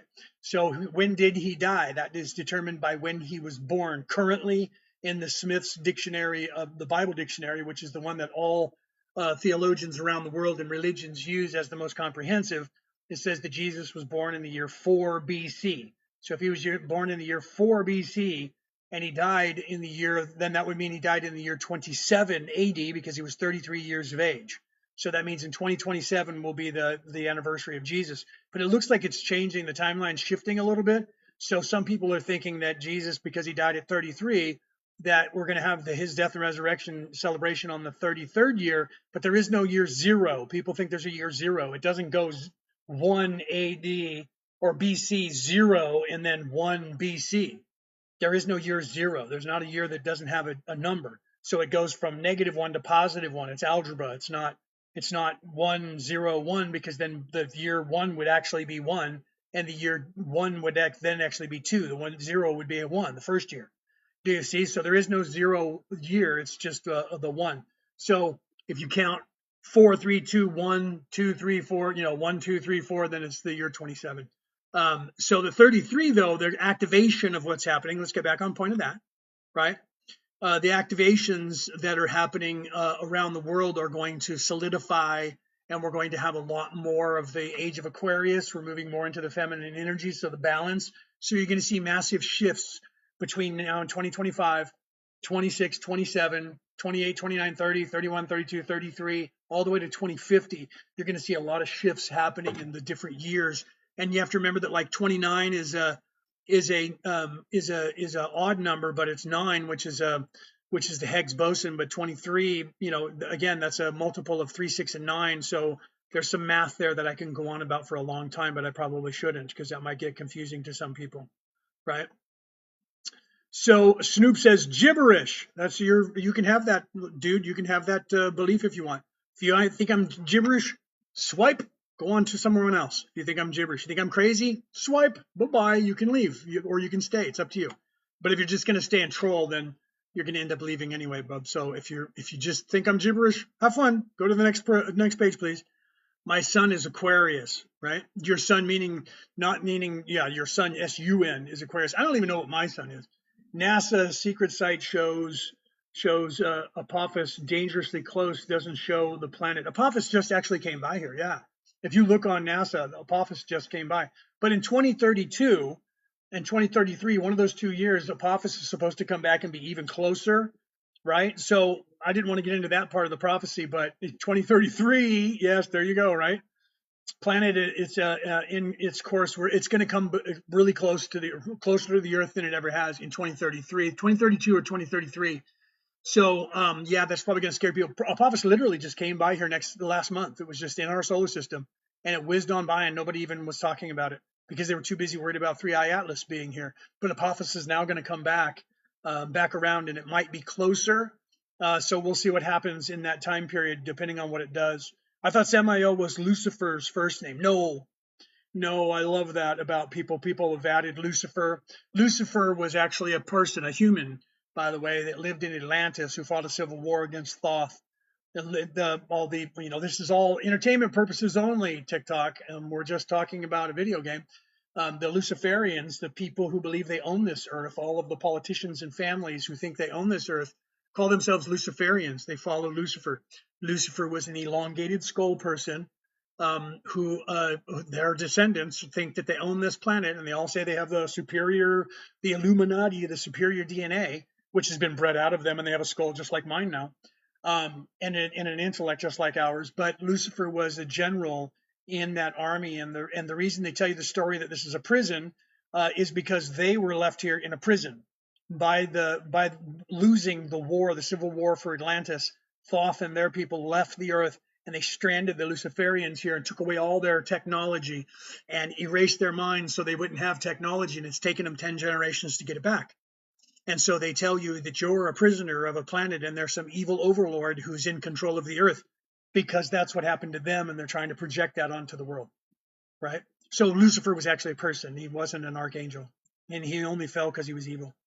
Lucifer was a Nephilim? No, what you call the Nephilim is the archangels, or the ones above for the creation. That's just a word that meant archangel in a different language. You can look that up in the religion that you're talking about.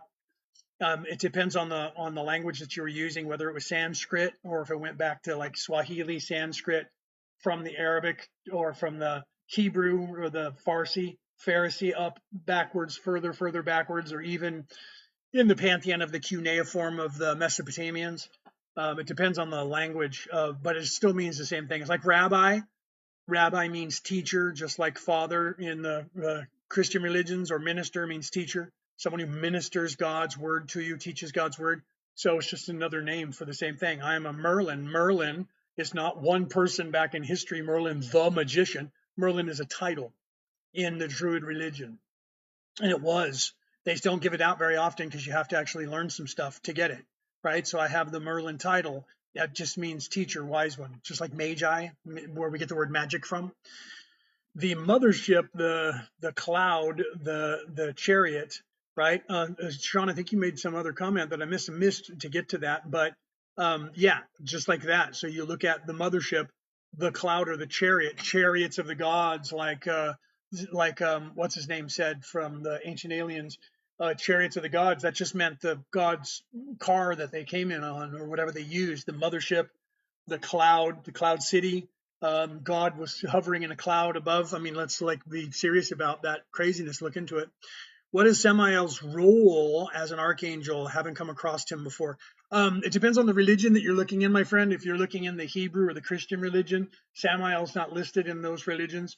There's only 7 archangels according to that religion. If you go to other religions on this planet that are older, you're going to see that there's at least 27 archangels. Different religions have different names for some of the angels. Samael is one of the Eastern, in like the Eastern Orthodox Church and a couple of the Arabic religions that are attached to, like the Muslims and things like that. When you look at the different pantheons, then you'll find Samael there. Samael is synonymous with the fallen angel. Some people know that as the fallen angel, Satan, because he fell. That's, everyone thinks that he caused a rebellion in earth. That's the story of Lucifer, starting a rebellion in Atlantis, being applied by those people into the religion so that they can say Lucifer's in charge, but it's not. My angels are Jeremiel, Barbael. Is that how you say that? Um, what would you say about that? And any recommendations, please? Yeah, see, what you have to realize is that all archangels have the L, right? El means like God, right, at the end of the name. So that's where you get that from in those pantheons. The word El means like God, of God. So Archangel Samael, who is supposed to be the devil, still has the of God in the name. That means that in that pantheon of God, the Godhead still sees that angel as somebody who's serving the creator. So what I would say about that, if those are your angels that you follow, right? El, Ariel, feminine. Yes, there is feminine. A lot of people don't realize that archangels are masculine and feminine. Some of them were women, but it depends. If you have a male-dominated religion, monotheistic male-dominated religion, they take away the feminine names, or they just say that they were men because they don't want any feminine energy, so they can't have that because they're controlling the population with the masculine gods and the masculinity and the war. They're keeping people in a warlike mindset. So the big 5 religions that are on this earth today are the conquering masculine dominated religions that are conquering the world, male dominated.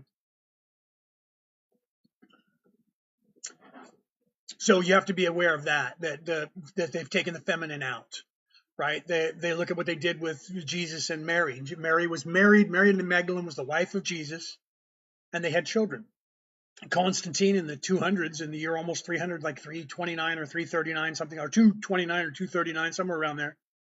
Constantine changed the Bibles, edited the stuff out, created the Bible the way that they wanted to control the people, created that, made the Christianity the Roman religion, and now they teach Romans, the book of Romans, more than they teach anything else in Christians around the Christians religions around the world. Know that I have 2 Christian titles.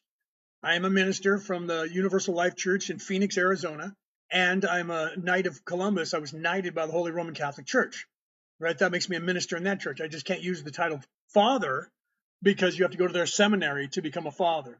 But I am a minister of all other Christian religions because I have the title, right? In my religion, he is just named Poison of God, and an angel who still works for God tests people. See, well, there at least that part of it is right. So God has them work because there's the dual aspect of everything serves the one or the all.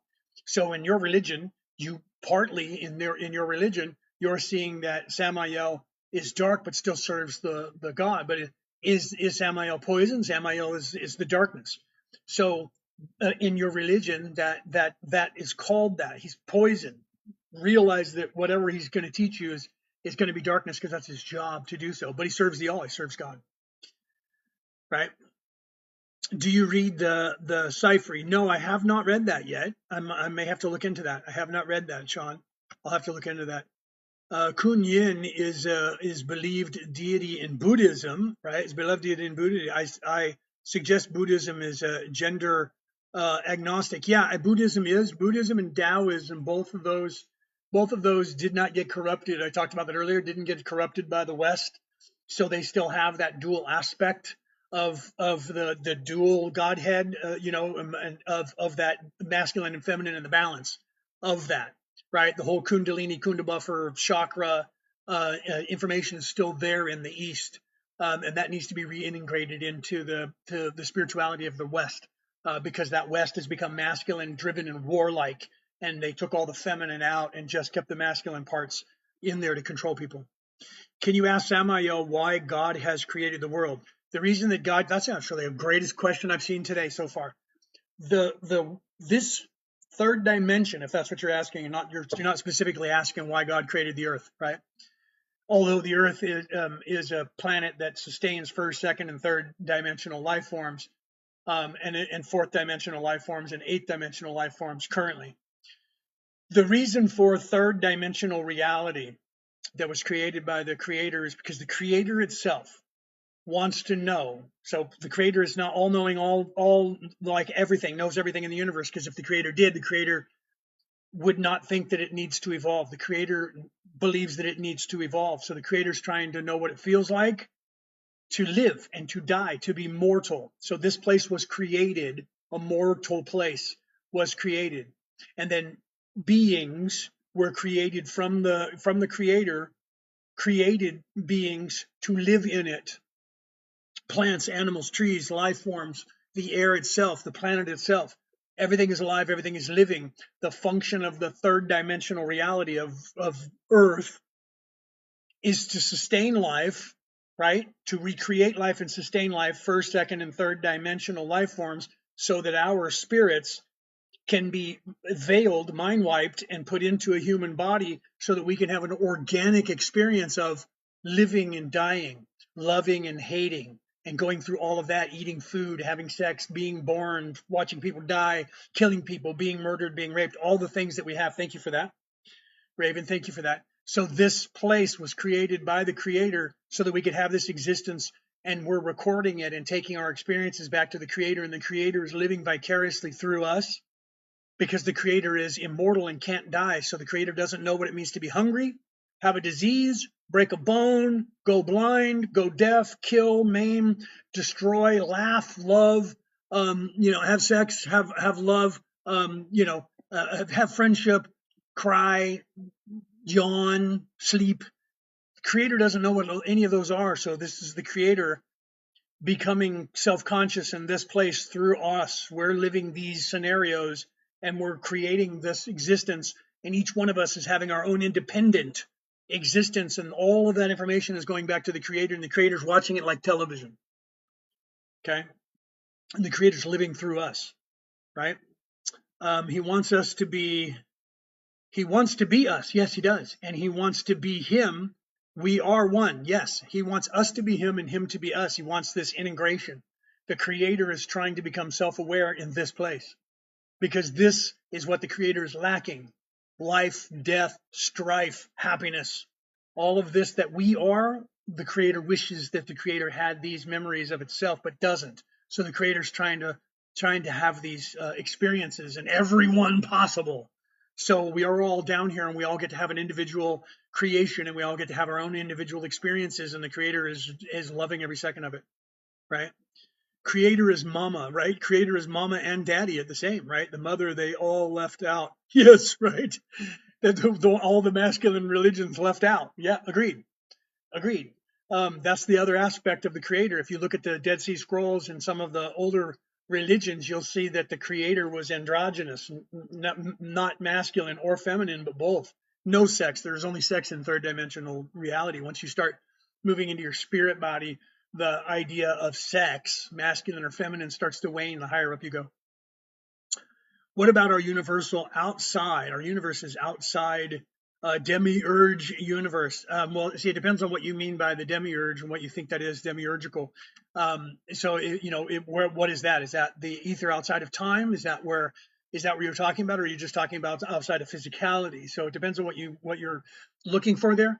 Outside of physicality is spirituality, that's energy, and then outside of time is energy, and outside of that is the creator, right? Outside of that, above all of that, outside of that is the ether, is the creator, is the whatever mechanism did that, right? Baphomet, male and female. Yeah, so the Baphomet, depends on how you say that, is more the you know dual aspect of the masculine feminine, right? But it scares people because the goat head that's on there. So the people that bring up that image, people go, oh, it must be the devil, because the control mechanism that is the monotheistic male dominated religions can't have you expanding your consciousness to an androgynous balance of masculine and feminine, because as soon as you do that, they lose control over you, right? Never been outside of love. That's good. I love that. Truthful.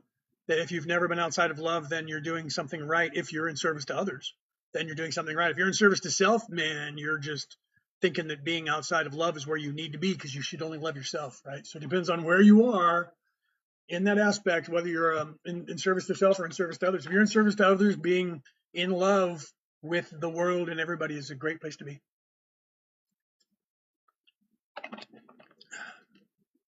Why be scared of goat? It's delicious when you make tacos. Goat cheese is good too on pizza. I agree, right? I love you. You're hilarious. That's good. Maria, right? I love that. You guys are hilarious. That's good stuff. How to create your own universe with your own rules, right? So, social experiment. I love your name. Um, I mean, that goes back to Lao Tzu. That's the Tao, right? He who can create his own illusion and live in it will find their way back to heaven, right? So if you were created reality, you said the creator is living through us, never been outside of love. Oh, right. Okay, there you go. But yes, creator is living vicariously through us, because this is us. We are the creator. You just don't know it. Down here, you don't know that you're veiled, so you don't realize that you are actually. I don't actually exist, and you don't actually exist. We're a thought. We're inside the mind of the creator. The creator is daydreaming us. Okay, so this is a daydream, and all of this is just the creator, and we're inside the creator's head. So when you go up high enough, then you'll realize that. 1 Samuel 16:13, right? So what does that say? I don't have that memorized. I'm not a you know what I mean. I'm not one of those parrots that has memorized everything in the entire Bible, but I'll bet it's something good. You should pop it in there, right? Look it up. Let's pop it in there. Tell me what that says. 1 Samuel 16:13. Right? I've heard that when you go into a deep meditation, you dissolve into everything. Well, it depends on your focus. When you're going into meditation, you're trying to reach that place where the mind and the ego can't touch you, can't talk to you. So you're trying to get to that place where you're above this. You're trying to merge with your higher self. So you're trying to get to 5D anyways, right? So if you go high enough, then you could dissolve into nothingness. You could realize this place and what's going on. People do that. Now, again, I'm not a doctor, and this is for entertainment purposes only, but some people do that through meditation, and other people do that through different kind of psychedelics that they would take to do that. I'm not advocating that in any way. We don't need that anymore. 60 years ago, people couldn't achieve that through meditation as readily as today. Today, we're in a different place mentally and spiritually, so we don't need those things to do that. Right? Penny, welcome. I'm glad that you're here, because Brooke's at work and I don't have anybody that's being a moderator. So if you could stay for a bit and help moderate, that would really rock. Thank you for popping in. Does activating meditation is Kundalini? Let me see what this says right there. Where is that?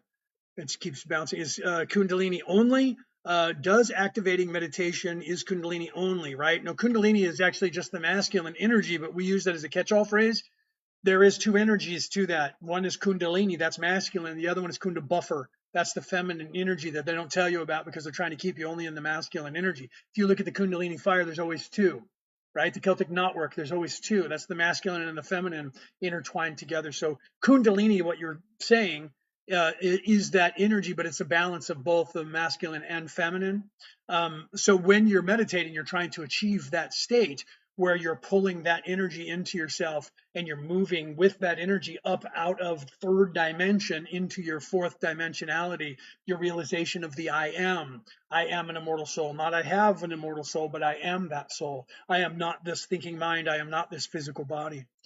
This place is yeah, right, AI. It's sort of, yes, thank you, Penny, for doing that. Yeah, it is a sentient matrix. It is created by the creator, as a sentient being. It's not happening, it just thinks it is, right? It is designed to give us what we desire. So if you don't, so that's why your focus determines your reality. So if you want to manifest something, the more you think about that thing, the more this place will give it to you, because that's its job. It's not sentient, and like we are self-aware. It's sentient, but it's not self-aware the way we are. So, but yes, this place is autonomous, and it is a creation, and it is alive, and it has a soul, but it's not self-aware. Its job isn't to be self-aware and make determinations for itself. It is acts like a slave. It only does what its job is, just like the air does its job. It's there for us to breathe and burn and move things, and water does its job. Do you see? So this place, this matrix has a job, and its job is to manage this place like your brain does, managing your body and keeping the heart beating and keeping your lungs breathing so you don't have to think. Inhale, exhale, inhale. This place is running this place. So when we're in this place, you design your life and it goes into this place and it tries to give that to you. So what you focus on will determine what your reality is. So if you don't like your reality, focus on a different reality. That's what Lao Tzu was saying in the Tao. He who can realize this illusion and create their own illusion and stick to it will find their way to heaven. So you can manifest through that. It's like a game, yeah. So does the creator live alone, or how has the creator created him or herself? Well, see, even the creator, I don't think, Nadine, really understands that. I think the creator is trying to ponder that too. I think that, I don't know that for certain, but from the acts of the creator, the way the creator has created this entire scenario, I think the creator is trying to figure out, how did I get here?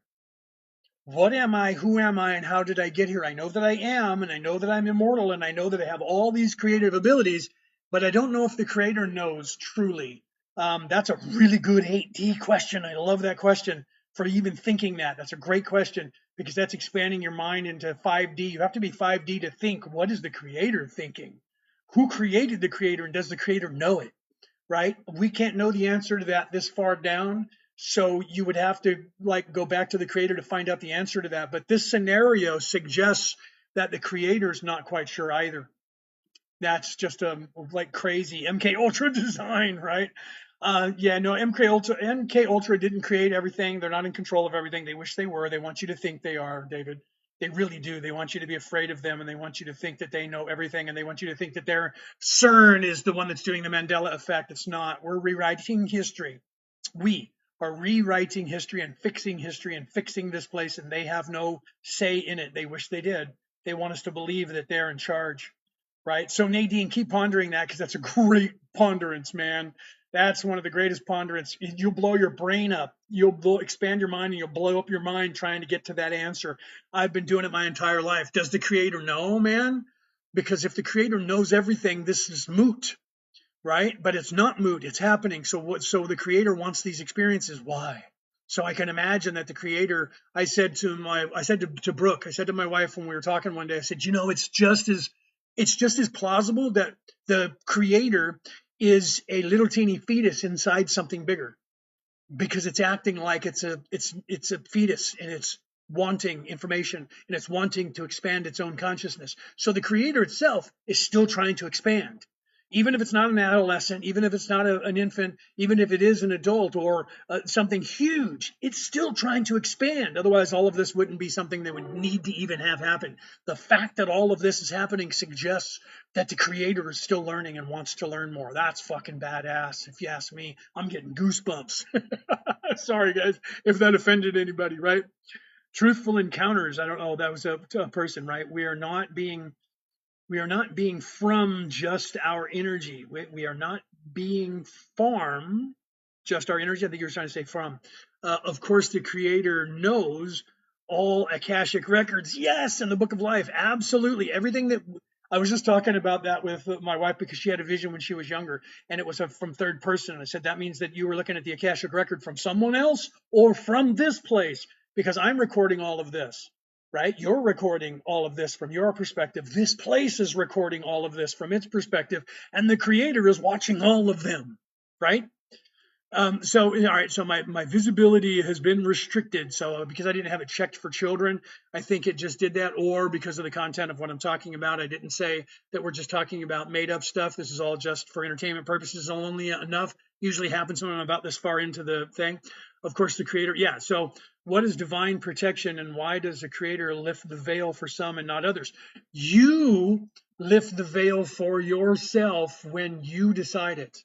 The Creator doesn't lift the veil. The Creator doesn't do anything. You're completely free to do what you want. The Creator doesn't judge you. You judge yourself. When you decide that you want the veil lifted, you will ascend to that place, but it takes work. It's not easy to do. And then the veil will become lifted for you. Okay? You do that for yourself. If you're in service to self or in service to others, you can become unveiled on those aspects, right? You don't get unveiled as much on the service to self side as you do as the service to others. But your unveiling will happen when you do the work on one side or the other. If you're in service to others, you have to focus on that and then say, and you have to be honest with yourself. So you have to stop being subjective and you have to be objective with yourself. You have to be truthful with yourself and work on that shadow work, like Carl Jung talked about. You have to look at yourself and go, I don't know everything. I am not everything. I'm not perfect at everything, and I'm not fucking good at everything. I'm fallible. I don't know everything, and I'm a mess like everybody else. Okay, what do I need to fix about myself? Then you look at yourself from a realistic standpoint, and even if you have to ask other people what's wrong with me, and then figure out, are they all telling me the truth or are they lying to me, and what do I have to do to fix me? Then as you fix yourself, your vibration starts moving up. You fix yourself by internalizing, and as you do that, then you start getting downloads, and those downloads help you to unlock more and more of your consciousness, and eventually that veiling starts to get pierced and you start learning more and more about your higher self, and then that veil peels away. But it takes work, so it's not something that you can do overnight unless you've already done all the work and you came into a lifetime to like wake up really fast. Otherwise, you're going to have to do some work to get there. Nothing's free in the world, in the universe. Okay. We have to work to get it. Robert Monroe says the energy thing. Yes. Right. So it depends on who you're looking at, but people, all aspects of the world, you can look at people from all over the world at different times that were saying all those same things. You have to do the work. You have to balance your energies. You have to balance whatever you call the chakras. Have you ever ran out of floss and had to use your pubes to floss? Oh, you're funny, right? That's hilarious, bro. Yeah. Okay. So whatever, dude. Yeah. I use my wife's all the time. I floss. So yeah, that's hilarious. Okay. So let's see. I woke up really fast. Feels like it's fading the connection. Well, it depends. You mean like the connection between you and source? That only fades if you pull away from source. So if it'll always be there. Can you really speak on these things? You lack the chemical component, right? Sean, are you saying that I lack the chemical component, right, to speak on that? Or are you trying to say because I'm a man? Is that what you're saying? I'm not sure if you're talking to me or what you actually mean there. Whether you're awake or whether you're not isn't determined by your sexuality, if that's what you're talking about. It's a balance thing. It's a matter of that, but I'm not sure what you're saying, or even if you're talking to me. So please specify if you are. I get attacked a lot to keep me from exploring. Let's see. Did you had contact with extraterrestrial beings, Leonard? I heard that they give you speed. Oh, I don't know if they give you speed, but most of the extraterrestrial beings that you think that is happening is actually people from this planet. Again, TikTok, this is all for entertainment purposes. Remember that. I should put that on the screen. This is for entertainment purposes only. But yeah, everything that you think is an alien kidnapping people is actually somebody from this planet doing that. But they do stuff to you, so it depends on which side, if they're good or evil, and what they're doing to you, right? No, you're a non-melanite. I get balance. No, you are non. What is that? Melanated. I get the balance. Yeah, so I'm not quite sure what you're saying there. I think you're trying to say that I can't possibly know this information because I'm not balanced properly in your mind. Okay, well, I'm actually awake. I could have the Melchizedek title because I remember everything. I remember who I was before I got here. I remember going into the fetus. I remember going through the birthing canal. I remember everything, right? I came here to give you this information. You don't have to believe me though. If you think that I'm not balanced and I don't know what I'm talking about, that's okay. I'm playing the masculine aspect. That's why I have my wife, who's the feminine aspect. However, I am here in balance to do that. Are any of the archangels here doing battle? If you're talking like, doing battle, like fighting swords and clank, no, but all the archangels are here that you have heard of. I'm one of them. We're here to help you. We came down here in human form to help out to continue to restore the balance of this planet and put it back on track. That's what we're here to do. So yes, in a sense, all the archangels are here doing battle, but they're not like, fighting with swords and killing people like Vikings. That time is over, and now we're fighting a spiritual war. So it's spirituality and ideology and education. How did you remember meditation? Well, normally that's how, Lily, that's normally how it works, is through meditation. I remembered because I set this life to be awake in this life. So like my wife said to me, you had it easy. And I'm like, what do you mean I had it easy? Do you know what I had to go through to set all this up so that I could do this and balance this in this life? I'm like, you're thinking from a 3D construct that you got lucky. You were just unveiled your entire life. So you don't know what it's like to struggle. I've had to do that to get here. Right. So but meditation is one way. You have to balance your chakras, eat right, right? I believe you. I'm learning so much, and I understand what you're saying. Thank you, Stacy. I love you for that. Um, so you have to eat right. Try to stay away from processed foods. Try to stay away from like garbage food that's no good. You know what it is. You know it doesn't have much nutrition. Try to balance your life.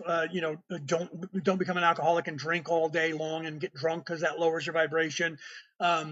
Meditate or pray, depending on if you're a good person, then practice those things, and you will eventually start to unlock this stuff. It comes that way when you get into the aspect of not being high enough to where the ego and the thinking mind are more stifled. They're not going to ever go away. They don't go away until you're halfway through the sixth dimension.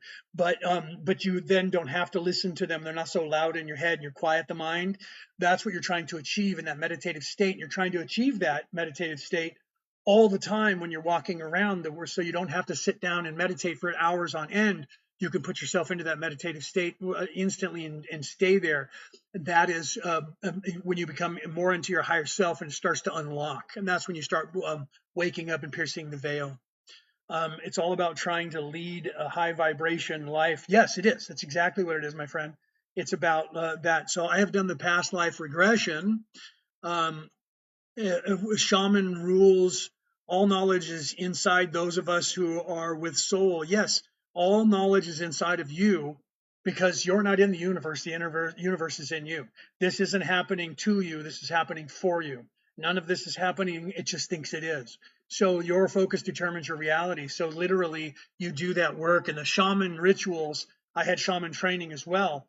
Many years of that. The shaman rituals, we're going to be teaching that. My wife and I are going to be teaching people that how to dream walk, because you got to dream walk before you can learn to astral project, before you can learn to be out of body. You start in the dream, daydream first, taking control, night dreams, taking control. Then you can actually leave your body and take control, because the difference between, and I've said this before, the difference between the dream world, the waking dream world, the sleeping world, this world, and astral projection is your focus. Your focus and your belief of what's happening is the only difference between them. They're all exactly the same. They're all illusions. It's all a dream, right? What happens when the veil closes? The veil closes when you're born and you don't know who you are. That's the veil of darkness. That means that you get solidified into this place, this matrix, and you're living in the flesh, living 3D, and you think that this place is just this. This is all there is. I have one life, and when I die, I go into oblivion, and that's it. That's when the veil closes. The veil is closed around you. You're born into this place, and this place solidifies you. It puts you into the matrix, right? It's designed to do that. It's a trap of the mind. It's a trap for you of the mind that you're supposed to get out from. Okay, so the veil closes when you believe this is all there is, and you get caught in this place and you live in 3D.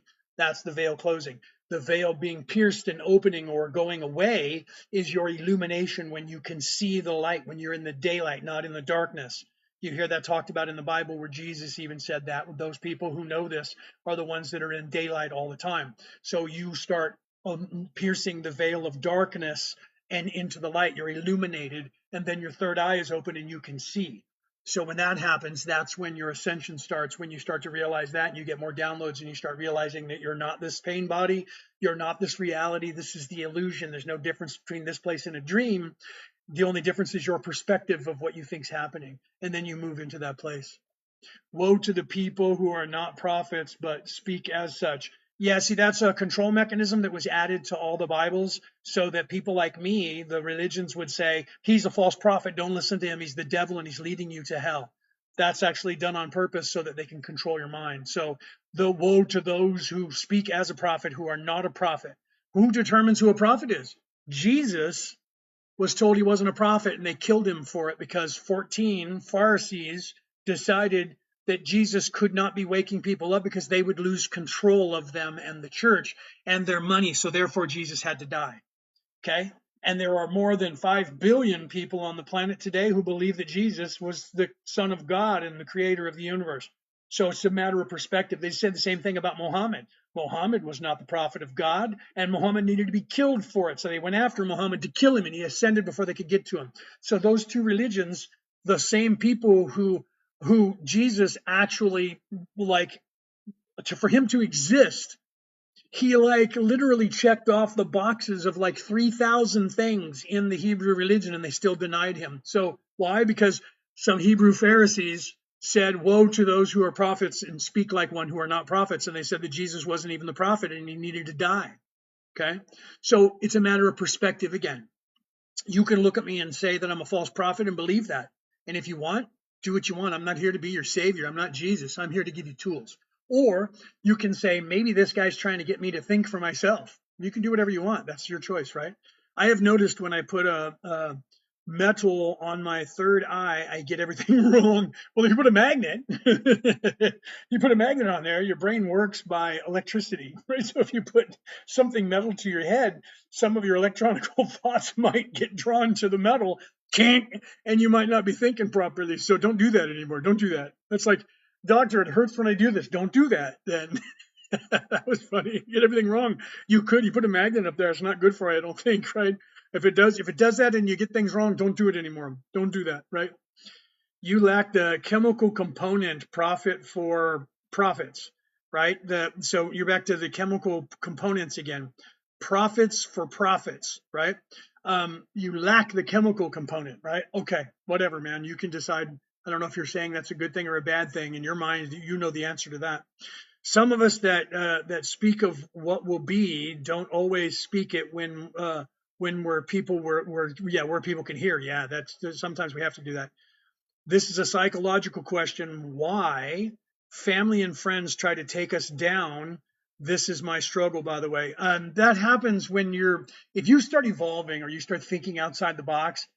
People who are very 3D and that this is all there is, they're not going to like you doing that. People who are self-serving also aren't going to like you doing that. So you have to determine those people in your family that are trying to take you down. Are they self-serving and that's why they're coming after you? Or is it because they're stuck in 3D and they can't have you in any way? People don't like you if you're smarter than them. They get annoyed and offended because they think you're smarter or they think you think you're smarter than them. People that are egoic are always going to have problems with anyone else being above them because ego thinks they're the number one always, because they have the caste system in their mind of place and station. So I'm the most intelligent, I'm perfect, I'm the smartest person in the room. That person can't be smarter than me because I'm smarter than that person. So when your family does that, you get resistance. When you start ascending and you're in service to others and you actually start growing, you get resistance because simpler minded people are easier to be controlled by people that can control people. And the energy that doesn't want you to do that is going to control someone who's easy to control, and they're going to like yell at you and tell you you're stupid and stuff. And that's it. You have to just like fend that off. You just have to go, okay, whatever. You can think that if you want. I don't care what you think. That's what you have to tell them. Okay, that's you. That's your world. Because most of my family, they think I'm crazy. Okay. Most of my family thinks I'm crazy. I let them believe whatever they want. Most people in the world might think I'm crazy. I let them believe what they want. Why? Because they have free will. They can do whatever they want. I'm not here to sell you a religion. I'm not here to sell you. I'm here just here to giving you tools, right? I'm here giving you tools and I'm telling you this is a key and that's a door. This key works for that door. I'm going to set it here on the table. If you want to pick that key up and open that door and see what happens, do it. If not, you can leave that key there until the end of time. I don't care. But that's the key to the door, and that's how to get out of here. Right? So that's what I'm here to do. Yeah, I love Penny. Penny's like, yeah, I love Penny. I've known Penny. God, I don't even know how long Penny has been around. Penny goes back to like 2017 or something as well, I think, that we've known one another. Very long time, right? Social experiment, take us down, or are they trying to show us something outside of your box, right? So you got to look at that too. Everything serves you all. Penny's right with that. So is your family member still trying to teach you something? Do they believe that they're saying something, right? Like my wife's husband, who is like a brought up Roman Catholic and is a Christian, when she said that I was knighted, he said, only the queen can knight people, only the king can knight people. And I'm like, what, really? So you think only the King of England is the only one who can knight people? Well, you better tell the King of Norway that, okay? Because there's a king in Norway. There's also one in Sweden, right? There's also, I think, one in Finland. There's kings that are not just the UK king, right? And you better tell the church, because the church has got more than 2 million knights right now in the world that were knighted. So it's not just the king that can knight, it's all kings. Everybody that's a monarch knights people, right? Yeah, at least, right? Penny said at least. So it's, yeah, her and I go back to like 2017 at least. She's back there with like Reese right after Reese was around. And I don't know if Reese is still here, but I'm glad he popped in for a minute. It was cool to see him, right? Can I ask something a little off topic? There isn't everything off topic. Go ahead, Truth. Truthful, ask away. Whatever it is, whatever you want to know, I'm here to answer questions. So whatever the topic is, I'll answer the question honestly. But make sure you guys hit those hearts for me, please. Keep stabbing those hearts and share this out to people so we can get people in here. But yes, you can go ahead and type out the question, and I'll answer whatever it is if I know it. If I don't know the answer, I won't. Right? What does the Orion group fall into place? It depends. If you're talking about the Orion group, like the corporation that buys stuff, that Orion group is the evil people that are trying to buy up the world, like BlackRock and Vanguard. Again, this is all for entertainment purposes. But if you're talking about, like, say, the Orion Council of Light, right, or the Orion Coalition, I'm actually part of the Orion Coalition and part of the Orion Council. If that's what you're talking about, that council, Penny's part of that too, by the way. The Orion Council of Light is actually part of the Galactic Council. So if you're talking about the Orion group, like here on the Earth, those people are evil and they're the evil people from Orion, and the vestiges of those people who called themselves the Orion Crusaders, who came here, that we're the ones that are chasing them. That's the people that you know as the Anunnaki that came here with the evil people, and they're the ones who gave the information to. Now remember, TikTok, this is all entertainment purposes only. We're talking about something that happened in ancient Egypt 100 million years ago, and it's theoretical. The people that were calling themselves the Orion Crusaders left to the belt of Orion, chased by us. They came here and took over 23 solar systems in this part of the Milky Way galaxy, and they came down here and gave knowledge to the priests who were evil. And those people happened to be Atlanteans, leftovers that were infiltrated, and Luciferians, and they took control of the matrix here and rewrote history and changed things. And then we came here. We are the Patal. We came here to fix those things, chasing those people, and they ran away from us when we got here, but they left the knowledge here that has changed this world and screwed everything up and got everybody stuck, and we're here fixing that. So it depends on which one you're talking about, right? Which Orion group you're talking about. So if you're talking about that, there's the negative aspect, and then there's the positive aspect. I'm actually part of that. I wrote a book called Orion Rising, and my podcast is called Orion Rising because of that. The ones that are the Rappi and the pillage the universe, yes, that's the Orion Crusaders. That's the ones that people know as the Anunnaki. They're the ones that came here to take over. They came in third dimension, fourth dimension, and a couple in fifth dimension. And that's what they do. They come over to and they take over a planet by giving the information over. That's like the Anunnaki with a pine cone. That's them controlling your pineal gland. They're not giving you information. It is them with the information to control your pineal gland, to control you. and that little handbag is the knowledge of how to create this caste system and rule. I was just explaining to my wife the progression of what you go through to maintain control of the place here. And last night she said, "Do I need to know this?" And I said, "Why are we here?" I said, "We are here because of the evil people that came here with the knowledge of how to do this." Well, this is the knowledge that they're up to and how to do this, and that's what we have to fight against is that. And so, yeah, those people came here and they came here to steal everything and to take control, right? So Max Spiders is a buddy of yours. I don't know who Max Spider is, but if he's part of the Orion group, that is the Orion coalition, then yes, that's just somebody that I haven't met boots on the ground down here yet. But if that person is saying that they're part of the Orion, not Crusaders, but the Orion Council of Light or the Orion, coalition down here, then yeah, then yes, we are friends. I just don't know that we've met in this lifetime, but I would wager that they know that I know the soul that is in that body and that using the name. How to befriend them and maybe get some money, I know is a low vibe question. Yeah, well, if you're trying, that's like Illuminati stuff. You're trying to get money, then you're like looking for power, fame, and control. That's self-serving, right? So, yeah, no, so that's self-serving. So that you got to get that out of your head. You can manifest anything you want here. He got unveiled a while ago. Yeah, a lot of people are popping off now and waking up and remembering who they are. This is designed into our matrix, and people like myself came here to lay down that and allow that and start working on that to expand the consciousness and then wake up the lions.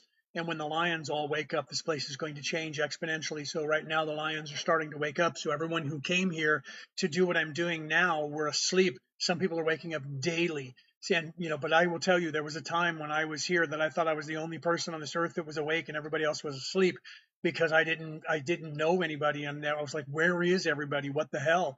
This stuff needs to start happening. It's taking a long time. And then the 90s started, and the internet started, and that changed things, and people were starting to unveil, right? No, and unveiled. Yeah, no, that's what I'm saying. The unveiling is happening. What you're saying, Truthful said he got killed. Most of us, they try to kill us, right? Um, let's see. Will the White Hats ever win? This scenario is going to continue being the scenario here until the creator decides that it needs to be something different. Okay. However, this scenario right now with having the dark side ruling as hard as they are, that's going to change. So the strength and power and control by the negative entities and self-serving entities on this planet is going away, and it has. You just don't remember the way things were in the past and how bad they were, and you won't remember this portion either when it changes unless you're awake enough to perceive it. Otherwise, when I talk later on, I'm going to say that I had something to do with the changing of the guard and the way things were, and you're going to go, it's always been this way. You're tripping, dude. I don't know what you're talking about. Unless you're awake enough, and if you're awake enough, you'll remember this life, but you don't remember the last one, so you don't remember how bad it was. So to answer the question, proverbially, yes, the waning of the control by these people who think they own the place is going away already. It's going away in a way that is exponential. By 2050, this entire planet is going to be different, and this way of life is going to be different. So in that sense, yeah, the White Hats are going to win. Trump is a Luciferian white hat. He is a white hat, but he is part of the family. My DNA that you're looking at is also part of that family bloodline. Okay. That I'm actually related to all of those people, but I'm not self serving. So I didn't join them when they tried to recruit me when I was 11 years of age. I said no. And they've hated me for it. They've tried to kill me to keep me from doing what I'm doing. Because if they can reset me, they can kill me, then they can shut me up and I'll reset and have to be born in another body again. Okay. So that's the game that's being played. That's the temporal war. Some of them are reptilians and some of them are not. Some of them are not from there. They're not reptiles. In the physical body, and most of them, it's not. They don't have a cloaking device like you think they do. The cloaking of the reptilian is them pretending that they're not evil, and but some of them are reptilian. Some of them were reptilian in another life, and now they're in human bodies, but they're not. They're not. They don't go in, home and change into a reptile. They're just in there. They were the soul that's in there used to be in a reptilian body, and they've reincarnated in a human now, and they're infiltrating humans by doing that. Yeah. Some of them, yeah, it's not shape shifting like you think, but it is. It's a little crazily complicated. the aspect of who their soul is that evil that came from there. So some of them actually came into human form to be out here doing this. So they literally, when they died there, they moved into a human body to infiltrate the humans and to be evil from the inside. So that whole thing where you think that they're actually putting a button and pressing a button and cloaking, that's just not a thing. Because here's the problem with that. Problem with that is you can't take someone who's 9 feet tall and make them appear to be 6 feet tall to where you won't notice them ducking to go through the door, right? So those people have to be smaller. So there's an aspect change of them that they changed into a human body. So it's not just a mirage. They actually have to be in the physical body. That's what you're seeing happening, right? Liquid crystals. Yeah, I love that concept. I wish we'd get back to that concept in that expansion of the mind to where we could crystallize something crystalline and turn it to liquid again. That's where we're getting back to. When you go to 4D and 5D, you'll be able to do that and see that. They were trying to do it back in Atlantis, and that's how they cracked. That's how they cracked all the crystals of the earth, because they were trying to do just that and control that again, because the Atlanteans had that ability, and then they took it with them when they left. So the Luciferians were trying to mess with it, and that's where during that civil war they were trying to gain that power to control the 3, 6, and 9, and that's when they blew everything up.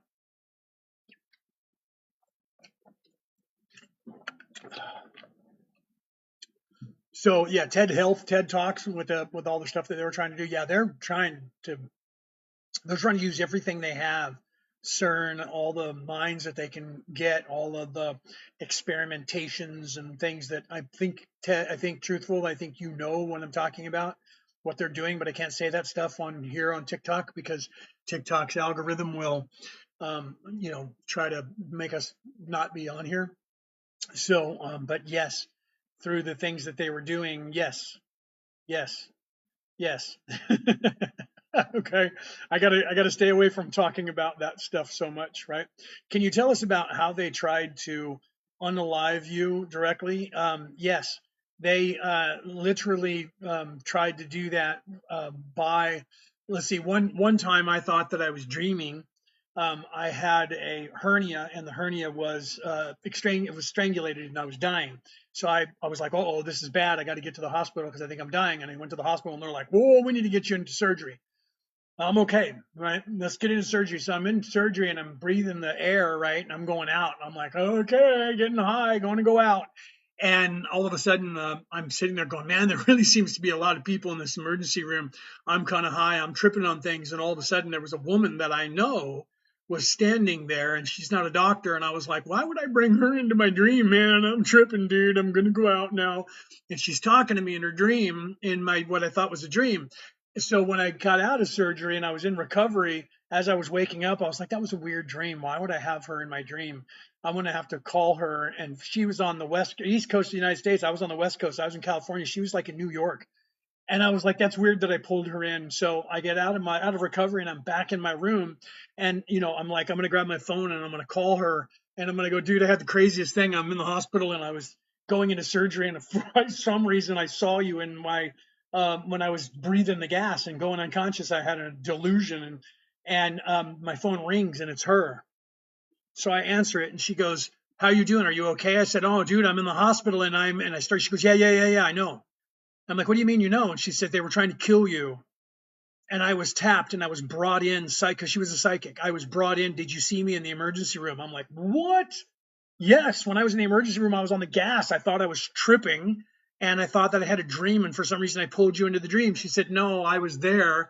I astral projected to your location. They were trying to murder you. So they had hired an assassin that was not in third dimensional life, was in fourth or fifth dimension, so outside of this space time, and they were using their energy to psychically attack me and keep that thing strangulated, trying to kill me.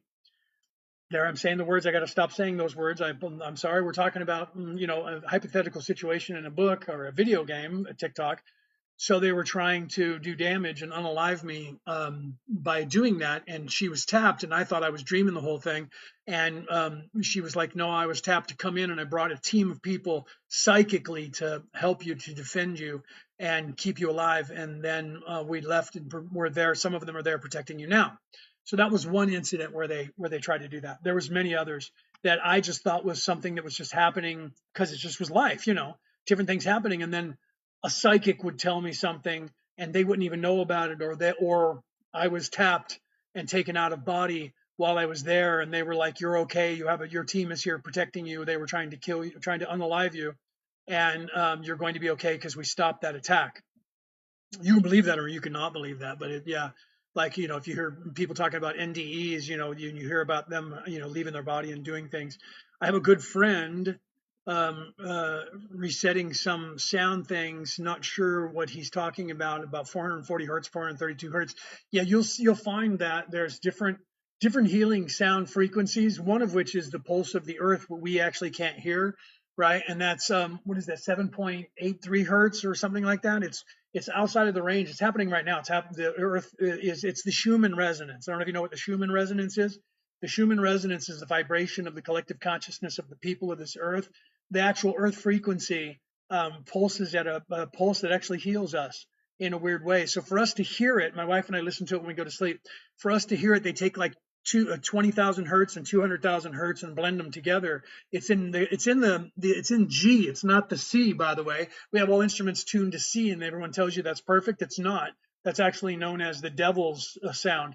The actual perfect harmonic resonance, that of Ohm, is a G. It's a G major and G minor, and G flat is the perfect sound. So the harmonic resonance of the earth is also in the G range, and that actually heals us. So there's other frequencies that you can look up, a God frequency. There's a frequency for everything. 3, 6, and 9 have their own frequency. Everything has its own vibration.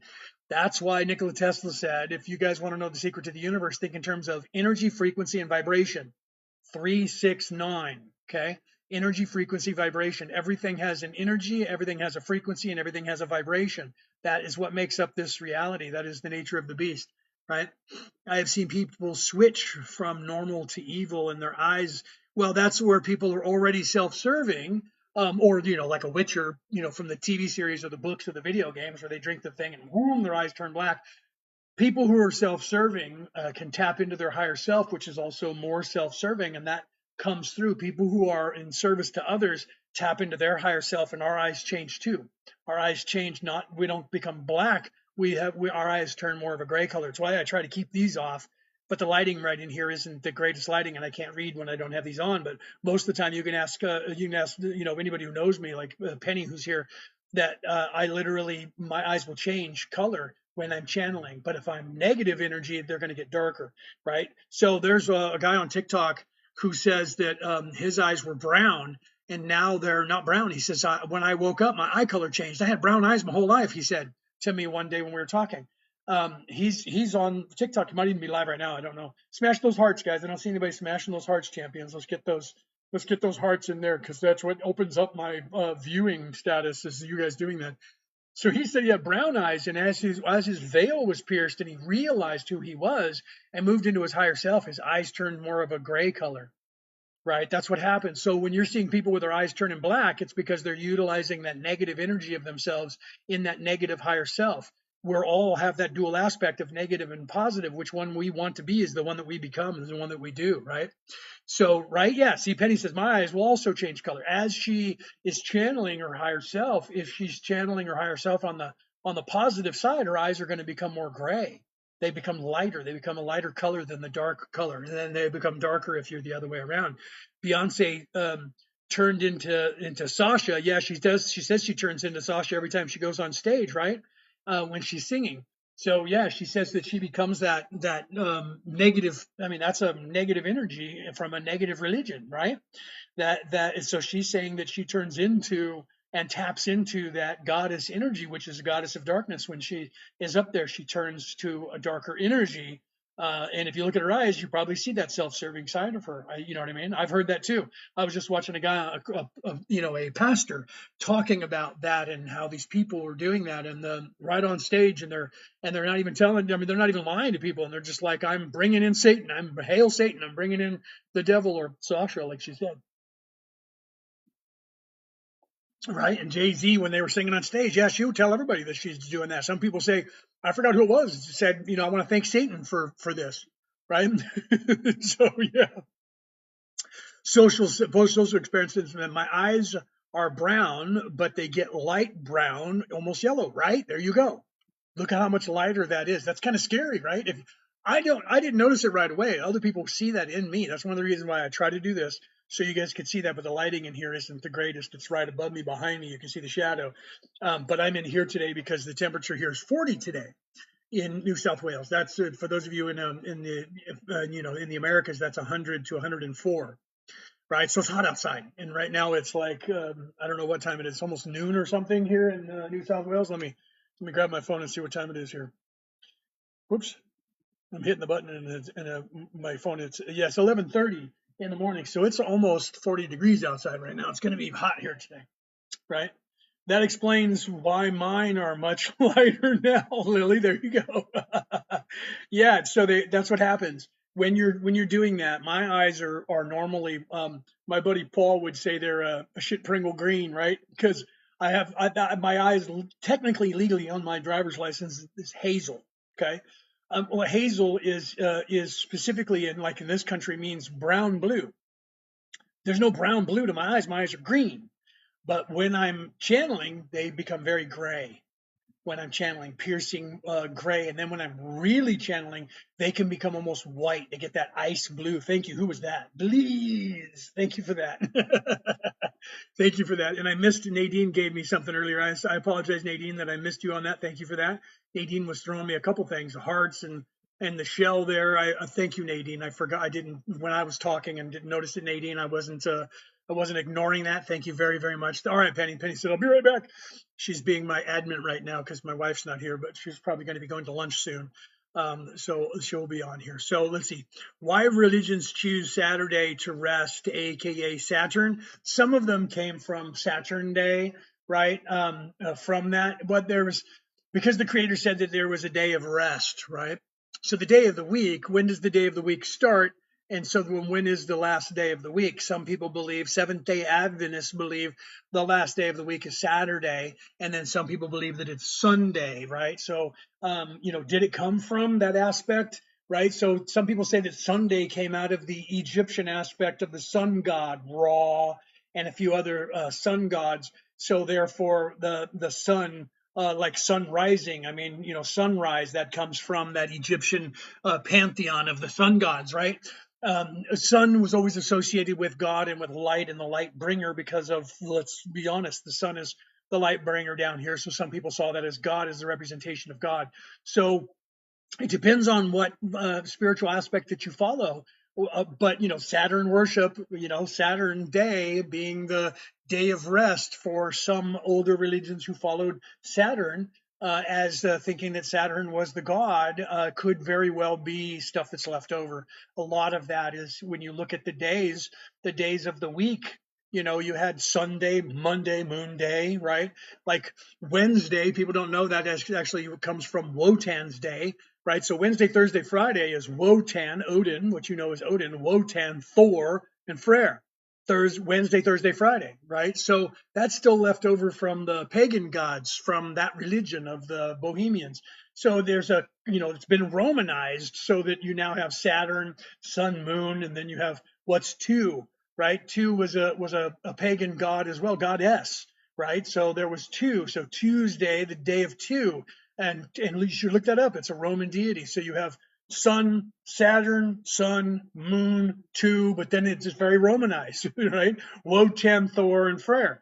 So it just depends on what they kind of put them all together when the Roman Catholic Church was trying to encompass the Roman Catholic religion with all of the people of the North, all of the Vikings. So they were trying to incorporate everybody into the whole thing, and that's where Constantine changed the lunar calendar to the solar calendar and all of that, right? Saturn is Chronos, right? So it depends, and then Chronos is Cyrnanos, right? So it depends on what religion and what guise. So Chronos, Cyrnanos is Hearn, is another aspect of the Hearn, the hunter, the stag horn god, the green man. I have that tattooed on my back, right? I'm a druid, so there's another aspect of that god that gives life and brings life into that time period. So all of those, if you worry about that, that's the semantical part. of all of the religions, what you should be looking at is what is the meat of the religion itself, not all of those laws of what the name of the god or where the god came from and that kind of stuff. What it is that the religion is trying to teach you. And if you look at the meat of all that, you'll find that all the religions are trying to teach you there's a way to get to heaven, right? And whether you like that god name or the that structure that is there for that and all the laws that are involved, you can't get a tattoo, can't cut your hair, can't say the god's name, can't draw a picture of the god, whatever those are things that are semantical that you have to choose if you want to chase that religion or not. But if you look deeper at all of them, you're going to see that there's one underlining message, and that is that the way to heaven is within yourself. And that's what I'm here to teach you, and that's why I have that in my book right here, The Reality About Reality, Returning to the Old Ways. It's about the return to the old ways, not meaning an old religion, but what all of them, all the way back in history, have in common.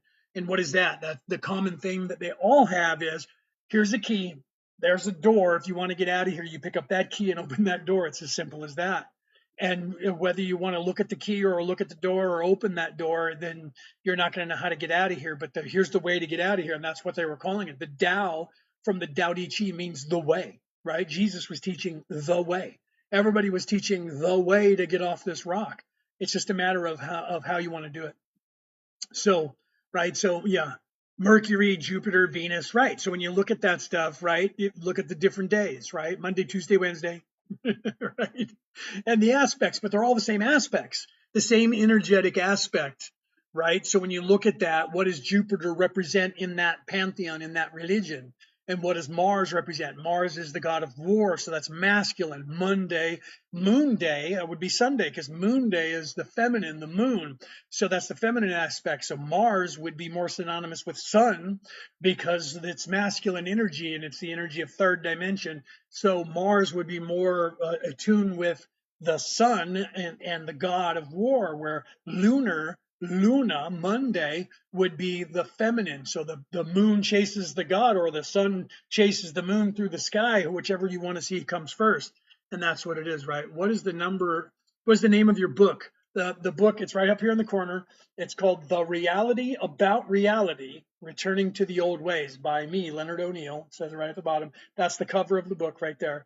It's on sale worldwide, online, worldwide. You can have it shipped to you. If you're in New South Wales, tomorrow we're going to be in Gosford in New South Wales, my wife and I, and we're going to be there. We're going to be selling some of the stuff that we've made. We made some jewelry. We're also going to be doing Reiki. I'm going to be going live, talking twice in front of the crowd, talking to the people of the fair and answering questions, but I'm also going to go live on here. So tomorrow I will be live at 1 p.m. New South Wales time, and then at 5 p.m. New South Wales time for 1 hour each time, unless something happens and I can't go live. Otherwise, we will be going live on here.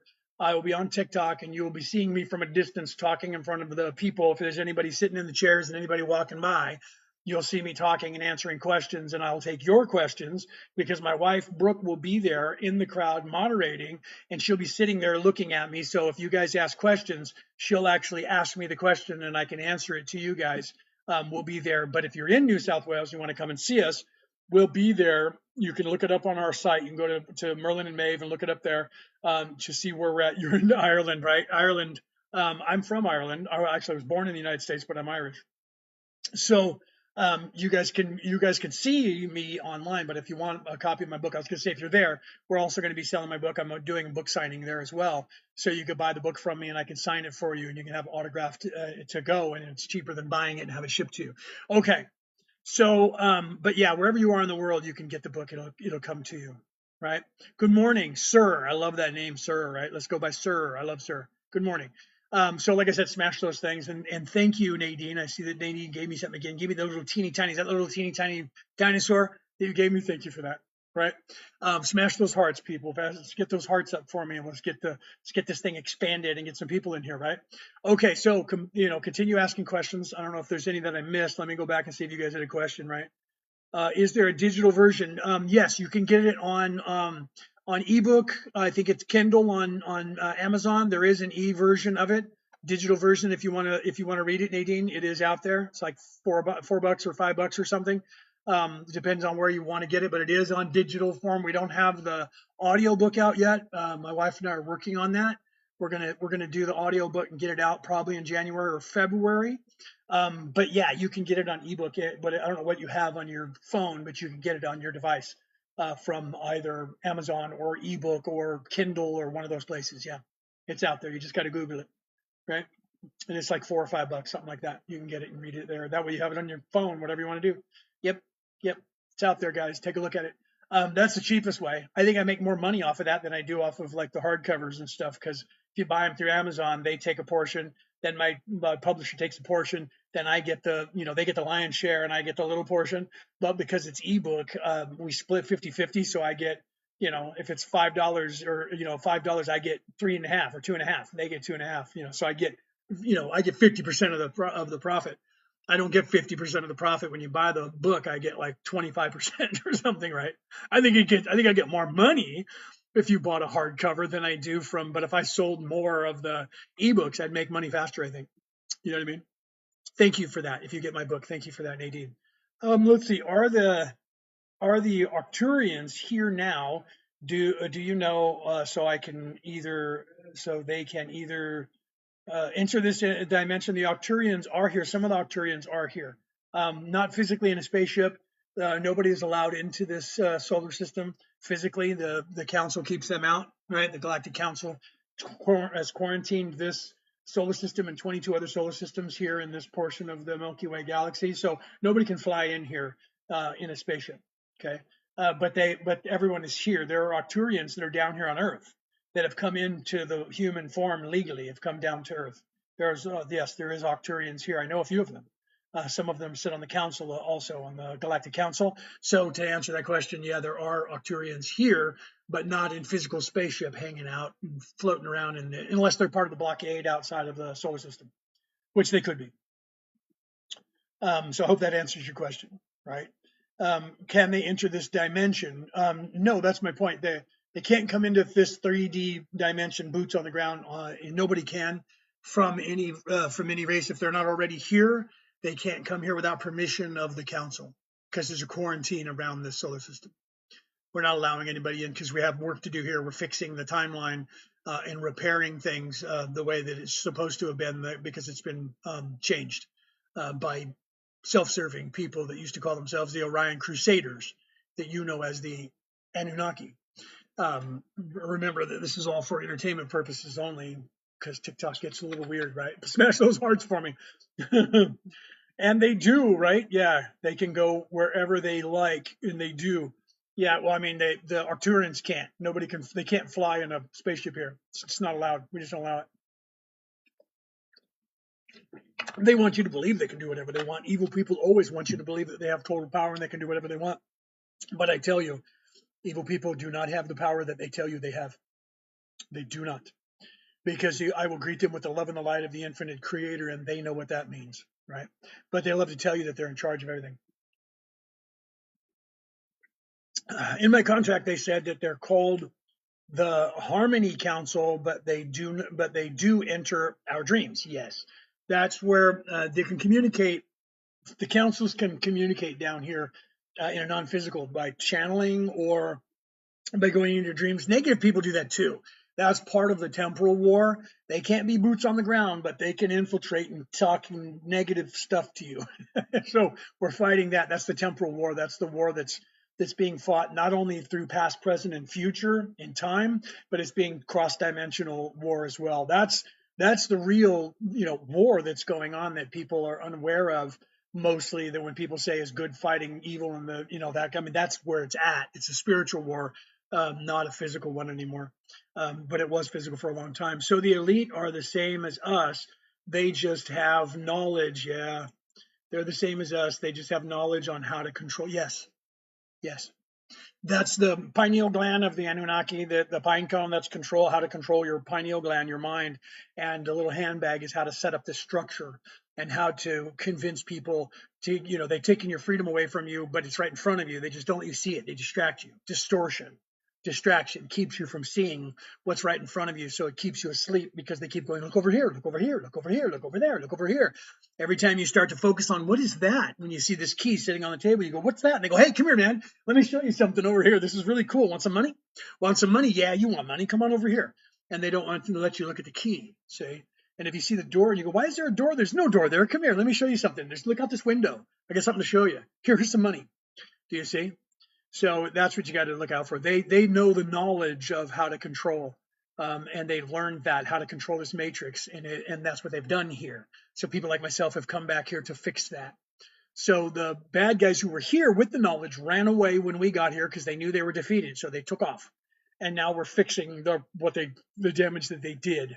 They created a mess, and we're over here now sweeping and picking up the pieces and putting things back together for you guys and helping you so that we can go, look, there's a door and here's a key. Right? Magic Wars. Yeah, the Temple Wars, Magic War. The Dogon. Yeah, you know about the Dogon tribe, right? Yeah, I can't talk about that too much. The more I say that kind of stuff, the more the algorithm gets weirded out. So yeah, if you know, you're talking Dogon, then you know a little bit more about what's going on. You've watched some of the Ancient Aliens guys talk. I know all of them. They're friends of mine. Yeah, so this is so true. Yes, Stacy, it is. Yeah, this is what I'm here to do. I'm here to tell the truth. I'm here to give you thank you for recognizing truth when you hear it or see it. Yeah. Is it true that whatever has a self-consciousness is the higher dimension? If you're self-aware, you're moving up in dimensionality. Okay, when you first become a human, you're self-aware. I think, therefore I am. You're aware of worth, and then once you realize I'm not the pain body, I'm not the physical mind, I'm something more. You're moving up in dimensionality again. You're moving to 4D. I am an immortal soul, not I have one. I am an immortal spirit. I am a spirit body, not a physical body. This is an avatar, and then you're moving into 4D and 5D thinking, right? So that's how you move up, right? Pope worshiping the Dogon, yeah, Pope, yeah, yeah. I can't say a lot of. I remember I'm a minister, so I'm not coming from a place of I hate religion, right? But yeah, they're controlled. Yeah, the controllers. I call them in my book. I call them the controllers. That way, I don't get in trouble with saying words that would get algorithms to talk about it, right? I have psychic abilities. I think you do. I believe you do, truthful. I thoroughly believe you do. So yes, trust those, trust your abilities, and continue to expand your consciousness. Stacy says, this is the first time I've ever heard someone say this. I understand everything that you're saying. I thank you for that. I have spent a lot of years honing this because learning about all of this on this earth, everyone in the past has always talked very cryptic, and I am here to interpret. If Penny were back, she would tell you this, because Penny or Reese, if he's still in the audience, or my wife, they've known me for decades. They know that that's what I've come here to do. I've come here to seriously tell you guys the truth, as you know, as wordy as I have to be as explanatory and you know what I mean, as simple as I can get to go. This is what's happening. That's why my book is wrong direction again. That's why I wrote that book, so that you guys could have that, right? So you guys could have that knowledge. I'm here trying to tell you the truth as simply as I can, right? Without metaphor, without cryptic stuff that's going to make you go, why isn't he just telling me the truth? The truth will set you free, right? I was friend from granddaughter of the president. Oh, wait a minute. The granddaughter of the president of Argentina, and also the son of other elites. Well, see, if you're in the know, then you know some stuff. You probably know some stuff. This was very curious to me. No, seriously, thank you. Thank you, Stacy, for knowing. You are welcome. This is what I do. This is why I do this. I haven't been doing it on TikTok until recently. I was doing it on Facebook, YouTube, and Instagram. And then I started going, I need to get on TikTok because that's where everyone is. So now I have this platform on TikTok, and I've been going, live here now for just over a month. And I'm no longer going live on the other platforms because you guys are all here and you guys want to know, right? I understand animals. Yes, you can talk to animals. You can talk to trees. You can talk to everything when you expand your consciousness. And once you get to that place that the nature doesn't snub you anymore, do they? And they actually will talk to you. Isn't that crazy? And some of us think we're crazy when we first start doing that. Can you tell us about the spiritual war? Why is it happening? Yes, I can. Right. There's Penny's back there, so she could tell you that stuff too. Those of us that have always been awake have always known that Leo speaks truth. Thank you, Penny. I love you. So the temporal war. Why? What? That is actually the war that's going on in the universe. That is the negative people trying to take control and trying to have control over planets and populations, right? People who are this, what they do is they're in the third dimension, physicality, fourth dimension, which is just slightly out of phase with this reality, then fifth dimension, which is moving now out of the physical body into the spiritual body. And that's the temporal war. It's literally past, present, and future and dimensionality. Okay. People think that the temporal war only means past, present, and future, but it actually means sideways dimension as well. Okay, meaning the density of the spiritual and away from the physical, moving into the spiritual. And why is that happening? Because the creator of the universe created this scenario so that we would chase each other around and grow. So negativity, evil was created, and evil's job is to try and take over so that good can try and stop them, so we can have a balance and have an organic experience. So literally you have evil killing, raping, pillaging, and murdering and taking control to be bad, to give you the opposite, so you know what good is. You have to have war to know what peace is. You have to have death to really truly understand what life is. You have to have hatred to really truly understand love. Do you see? So that's why this is happening. It's annoying to some people, but that's why it's happening. Are there more planets in third dimension? Yes. Yes, there are. Trillions, just in this Milky Way galaxy alone. Yes. This is we're way kind of in the middle of like nowhere, so it's kind of like like Australia is to the rest of the world. We're way down here. That's the land down under in Australia, and so we're detached from the rest of the world, and the rest of the world didn't even know Australia existed for a long time until they found it, right? So the Earth is kind of that way. The Earth is kind of out in the middle of nowhere, but there's 22 other solar systems that have third dimensional life form on them near the Earth. But those were also taken over by the Anunnaki, the Orion Crusaders. So yeah, called Trust. Oh, I didn't see that one. That one disappeared before I could read it. I apologize for that. Yes, I have talked to birds. I just get followed by robins, right? Yeah, when they realize that you're not a threat to them, and then you're not evil, and they tend to flock to you, right? And then you would talk to them. Hey, what's up? And you can hear them. They actually talk to you. Sometimes they chirp, chirp, chirp. They're like, hey, you're not bad. You're not evil, right?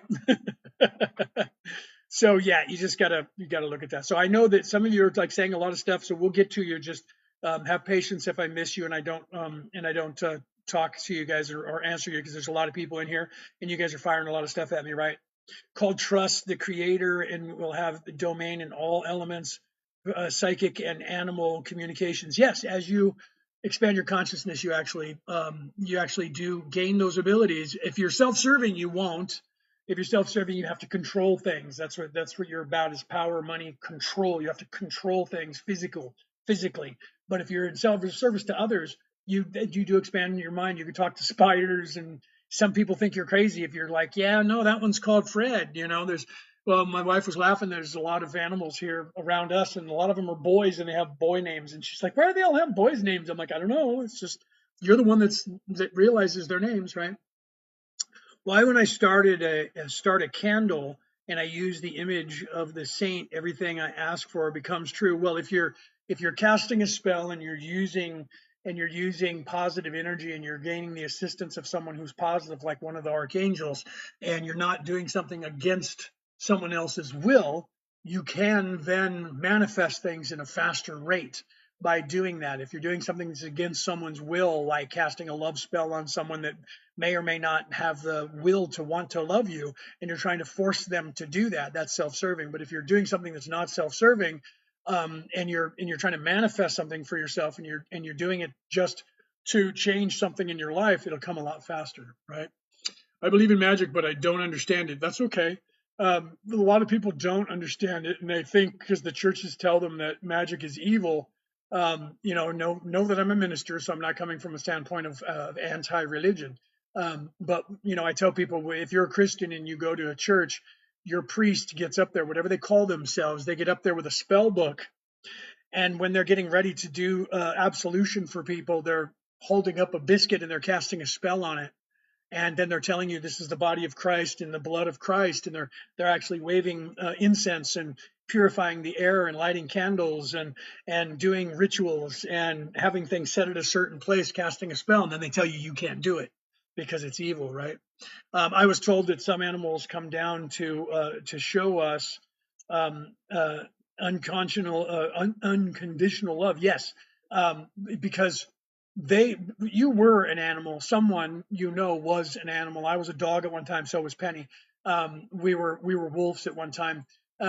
So they're just not self-aware yet, but they love unconditionally because they're pack animals and they're learning the pack. They're learning to love others, or they're self-serving. They're starting to become self-serving, but they don't usually. So, but some animals, you just look at them and they're like, I don't want anything to do with you, whatever, leave me alone. But so they're kind of getting those tendencies. But the animals, when they come there, they just love because that's all they know is love and survival. And then when they become self-aware, that's when they choose to do that, right? So I don't understand how it works or why. Yeah, I mean, I don't know, it's social. I don't know if that was in going past like the casting of spells or everything has a purpose. Everything serves a purpose one way or the other, right? Archons will chat with you and do favors like making you feel that you're past, making you feel you're part God. Yeah, it just depends. Like archons, I mean, it depends on what you know an archon as. What is an archon? Is an archon an archangel? Is that where that word archon comes from? Archangel, archon. Do you see? Look up what those words mean, right? But some people are guides, and that's what they're here to do. They're trying to show you. And then you have these people that are like in the gnosis religion today, where they're like, "Don't believe that. Don't go into the light. You're going to die. It's a trap," and it's just not true. But they're going to tell you that. It's when you remember running on all four paws. It's cool, yeah. Some people remember that, some people won't. Even when you wake up, you may not remember being an animal, but you may not have been on all fours. You may have been flying. You may have been a fish. You may have been something else. You could have been a butterfly. You know whatever your spirit animal is. You know what you're drawn to when you look at animals, and there's a possibility that you were that in a past life if you're really really drawn to them, or that energy and that aspect of what that animal represents is helping you in some way, because everything here is a metaphor. Everything here is energy to help you. So if you're drawn to a certain constellation of the universe, or if you're drawn to a certain animal, those are aspects that in the spiritual mean different things for you. And you're supposed to learn that stuff and find those things and remember those things, right? It's like accusing, what is that? It's like executing commands in the Linux of the universe. Right. Well, that when you're learning and you're moving into like the Akashic records or learning how to control the matrix to get stuff from you, right? Yeah, a tree. So, honey, you might have been a tree. Very good possibility, right? That you were a tree and then you became self-aware and then you were born as a human. You could have easily been a tree in 2D and then became a human afterwards. You would have to, what is that tree that I like so much? And look into what the spirituality of it is. And you may have actually been a tree. It's very possible that you could have been a tree. Where do you come from at the universe? Me, I came from the belt of Orion. The middle star and the belt of Orion is where I'm from. That's where I came from. I came here from that area of the council, the Orion Council of Light, and the Orion Coalition. The Orion Coalition of Light. We're boots on the ground in these physical bodies down here. We were born in these physical bodies. The Orion Council of Light is attached to the Galactic Council. We came from the belt of Orion and came here to help the people we were chasing, the Orion Crusaders, who you know as the Anunnaki, to stop them and refix this stuff to keep the balance here. So before I came to this earth, the whole contingent of us, there's a whole bunch of us that are boots on the ground. We're like 28 or so. The council is a whole army of people that came here to help with the Galactic Council. We're part of the Galactic Council. We rotate in and out of the Galactic Council of planets. We came from the belt of Orion, and then if you see that, those three stars from all three of those stars is a whole group of people that came here. We came here. We were in light body there. We were in physical body a long, long time ago. We were in light body, and we came here to balance this sector of the Milky Way galaxy. to help fix the place. I have a past life memory of living on another planets like Orion. There you go. There's a lot of us that are here from Orion, my friend. That's if you look at the pyramids in the Giza Plateau, those three pyramids are in the shape of Orion's belt. My logo for my podcast and my book that I wrote called Orion Rising, my podcast called Orion Rising, is the Giza Plateau, those three pyramids at night with the Orion constellation above it with the belt of Orion mirroring those three. And if you look at my podcast, the MP4 broadcast of my podcast, the song as it goes into is about that and about the sacred geometry, and the visuals are on the screen while you're listening to the music. So if you're listening on MP3, you'll just hear the music. But if you watch it on MP4 on my YouTube channel or on Facebook, you can actually see that, and the visuals will show you that at the very end. It shows you Teotihuacan complex and the computer motherboard. They're identical. Teotihuacan complex is also the same as the Orion pyramids. It's also the same as the pyramidal complex in China and the pyramidal complex in the United States. They're all the same, and all of that was done because there is a very large group of us on this earth that came from Orion, and that's why I call that Orion Rising. It's the awakening of the people to where they came from. I missed that one, Penny. I talked too much. That last one you had pen. Could you pen that again, please? I didn't get to see that one. I apologize. I was talking too much and it only stays up for like 45 seconds. I see Orion's belt often. Yeah, I'm over here in Australia and it's coming in the night sky every night. We go outside and I literally was looking at it with my wife and I said, you know what that is? And she said, what? I said, that's Orion Rising. And she was like, oh my God, that's badass. So we took a picture of it and showed it to people. Archon's 12 different weird things that always try to confuse you in info and into reincarnation. Well, see that if you believe that the gnosis ideology that your slave captors are keeping you and they're zapping your immortal soul and erasing your memory and put you back into this body as a prison, that part's a lie, right? So they're telling you that because they want you to run away and not reincarnate. They want you out of here. They want you to wake up and run away and try to escape because they don't want you to come back and help, because they're also will tell you that, oh, they're lying to you and telling you that you literally or on a secret mission. That's a lie. That's for your prison. Thoughts on Jacob Ginsburg, by the way. Thank you for all you give. Thank you, Jacob Ginsburg. I'm not quite sure about Jacob Ginsburg. I'll have to look into that. I'm not quite sure that I know that name. It sounds familiar, but I don't know the context, so I can't really answer that question for you about my thoughts about Jacob Ginsburg. But everybody serves the all. I don't know what Jacob Ginsburg is talking about or selling, but everybody is servicing the all. So have you been on other 3D planets to help? Yes, that's what I do. We are the Patal. We go from 3D planet to 3D planet and restore the balance. And that's what we do for the Creator. We are archangels. Our job is to keep the balance in the universe. So here, let me take my glasses off so you can see my eyes while I'm saying that, so you don't have anything blocking you from seeing whether I'm telling the truth or not. We literally work for the Creator and we keep the balance in the universe. So when the balance gets out of order and someone gets stuck, we are sent to come and help. So we come down undercover so you guys don't know who we are, and we reset things in time.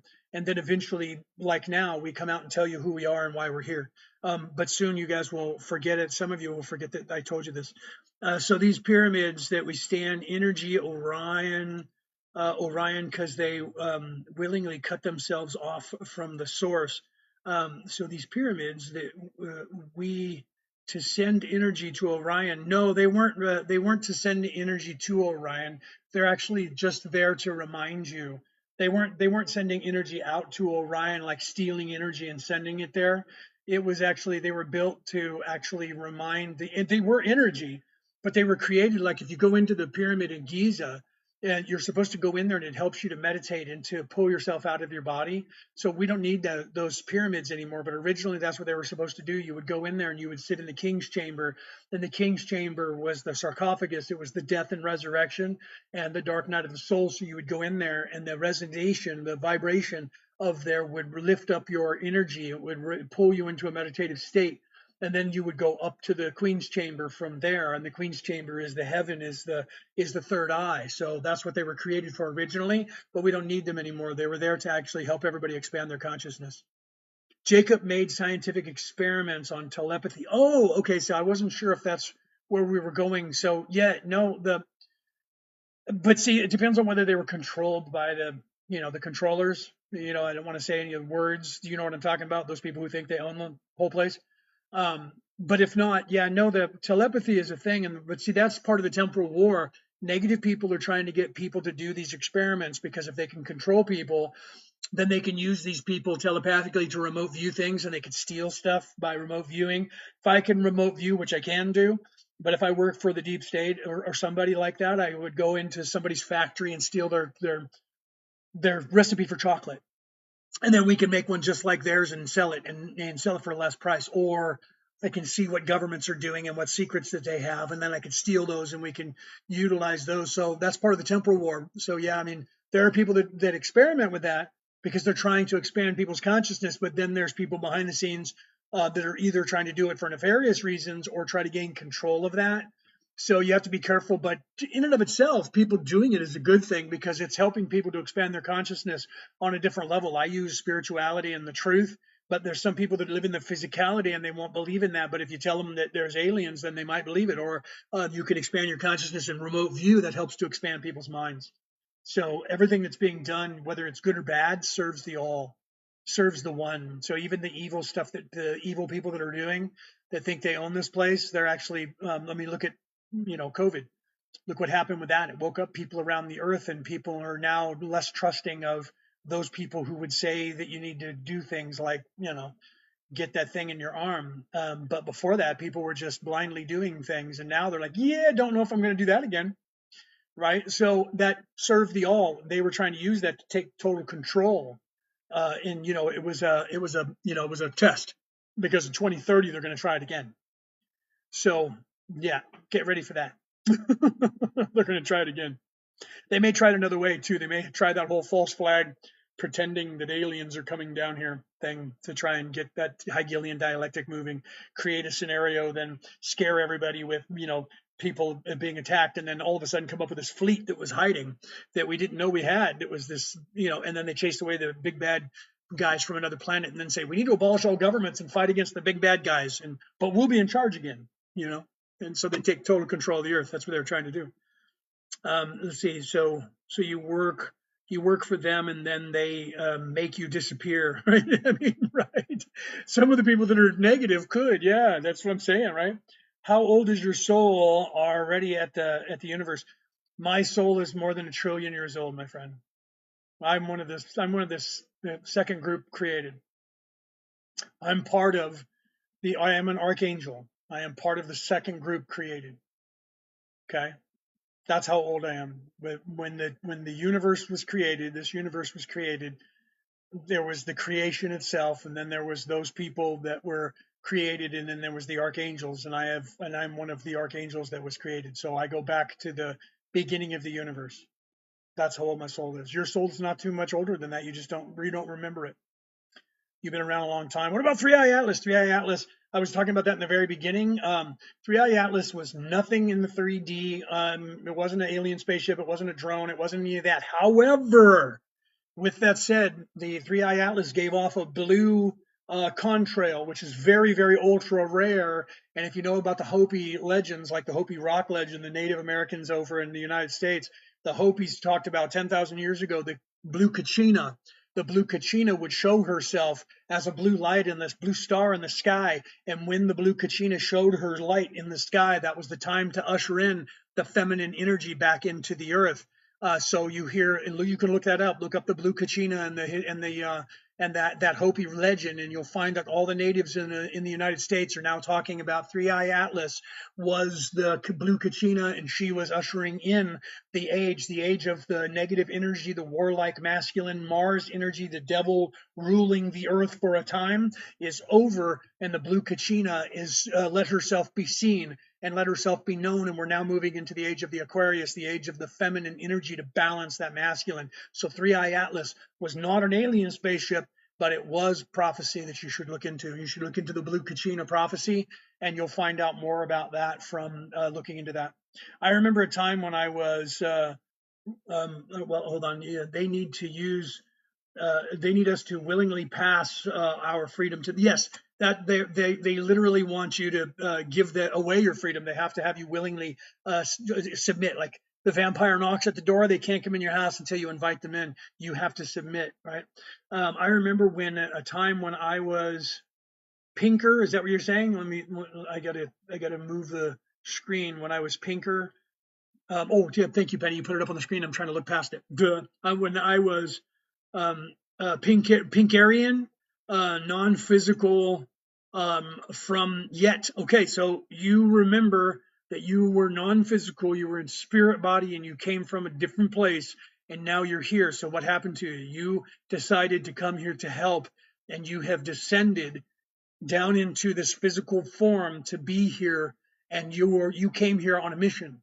Okay, so if you remember being in a light body and now you are in a physical form, if you're not unveiled completely, I'm let me help you. Okay, you're not wrong. You came here, right?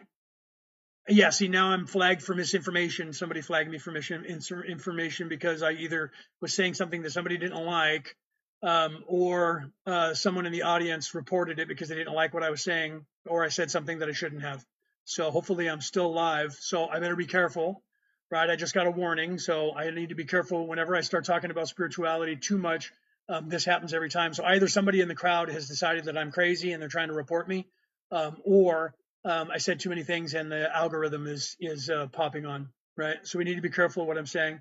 Caught the blue rock in the sky 18 months ago, right? Yeah. So yeah, it was, so as it was coming through, it was shining and it burned off. Usually it burns red because of the makeup of the asteroid.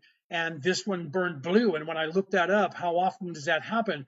It's very, very rare. And so when I asked like all the AI to assist, to find that out. It's only been like a handful, less than a handful of times in the last 250 years, so that they're aware of. So it's very possible that that blue hue was the prophecy that they were talking about from the blue Kachina. I don't know for certain, but that is coinciding with what's happening in the world right now, where the feminine energy is becoming more prevalent in the religions and in all spirituality, and people are starting to balance now more of the masculine and feminine energies, right? Some are still veiled for a reason, yes. Well, everybody is where they're supposed to be, right? So everybody is where they're supposed to be. So some people just can't be unveiled right now because they're not supposed to be unveiled, right? So it depends on who you are and where you are in your, um, where you are in your existence and of your travels back towards the Creator, right? Nostradamus said that too. Nostradamus, yeah, see, a lot of what Nostradamus was saying, people don't realize that Nostradamus started all of that by saying, none of this has to happen. This is what I see happening in the future. And if you don't heed my warnings, then bad things are going to happen. Everyone just doesn't realize that that's what he said. And then they just go right into Nostradamus said this and that and this, and then none of it came true. And some of it, he just got lucky. Well, he was trying to hope that none of it came true. He was trying to warn people. What are the black holes of the universe? Black holes of the universe are a spilling point when the universe gets too large, or another reality is created. The black holes actually pull, they actually go bloop and explode. So like the Big Bang that happened here, where there was nothing and then there was stuff, right?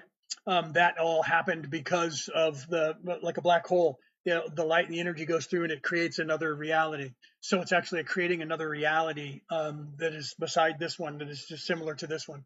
So a black hole literally just is opening up and going through to another area and creating. It's just like it's like say a cell, right, in a human body, when there's one cell and then it divides into two and it pops open, right? That's what's happening. Is that it's just expanding. So a black hole is just part of the universe expanding into either another universe or another part of it that's going to create. So it's getting bigger and bigger and expanding.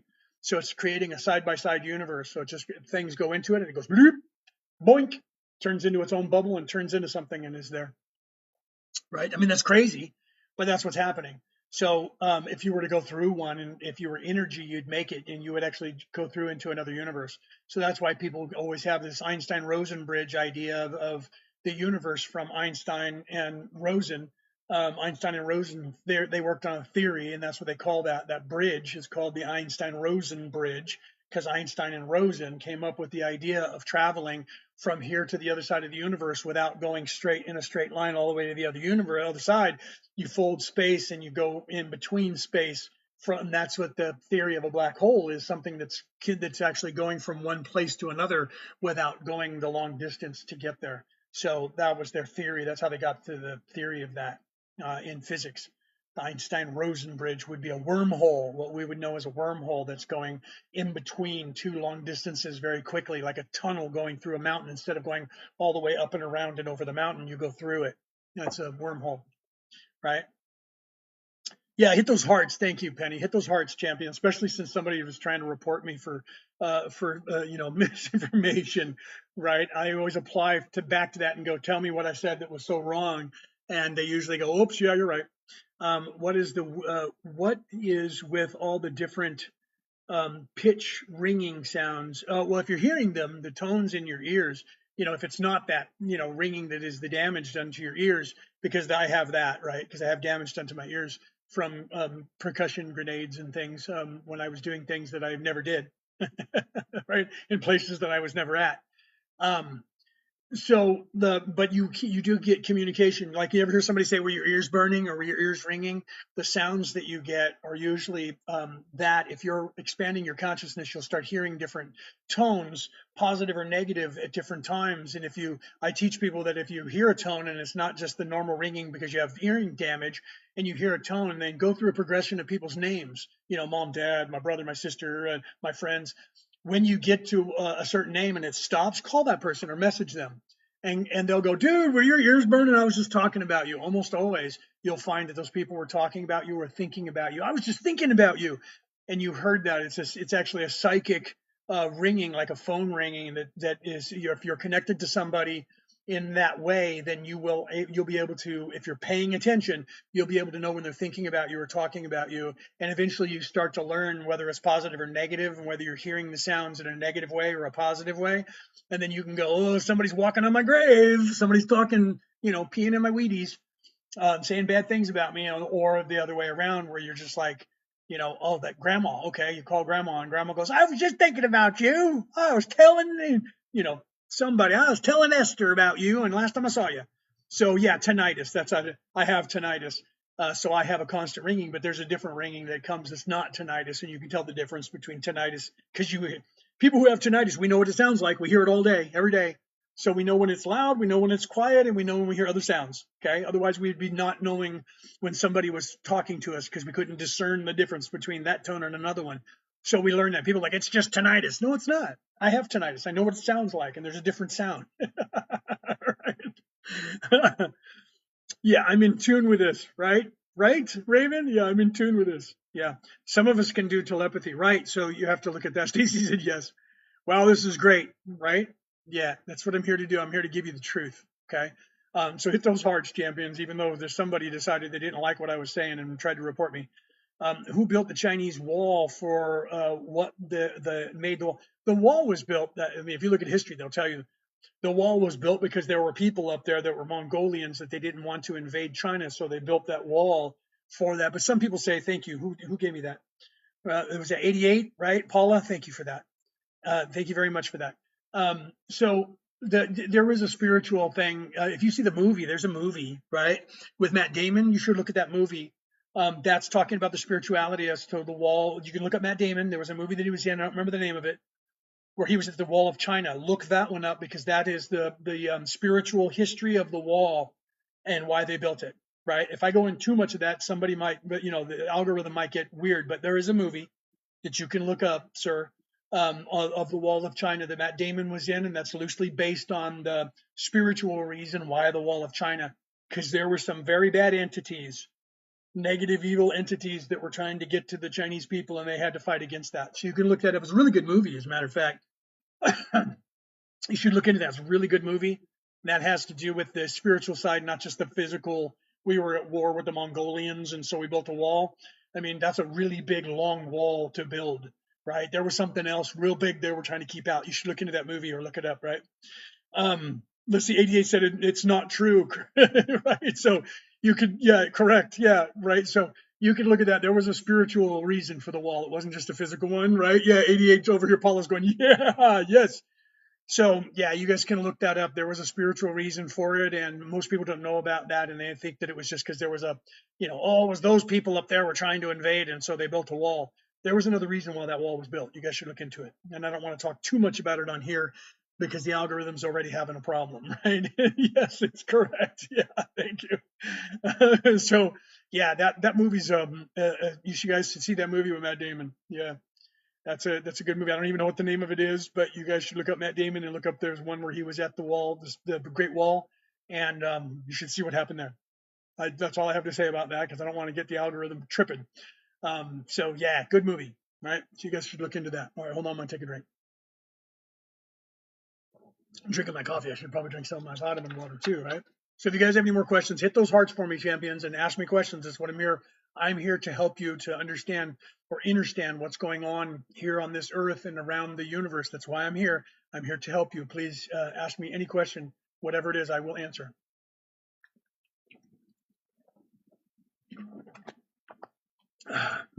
And that's my book. That's my book, The Reality About Reality, Returning to the Old Ways, where you'll get some of that information. It's a comprehensive book about what's going on here, what happened here, when did it happen, and who did what, right? That's what that's about. That's the reality about reality. Let's see. What should we do now? Well, what you're here to do, what you're here to do is expand your consciousness. Okay. I think, therefore I am. You became self-aware, and then you became a human. Okay.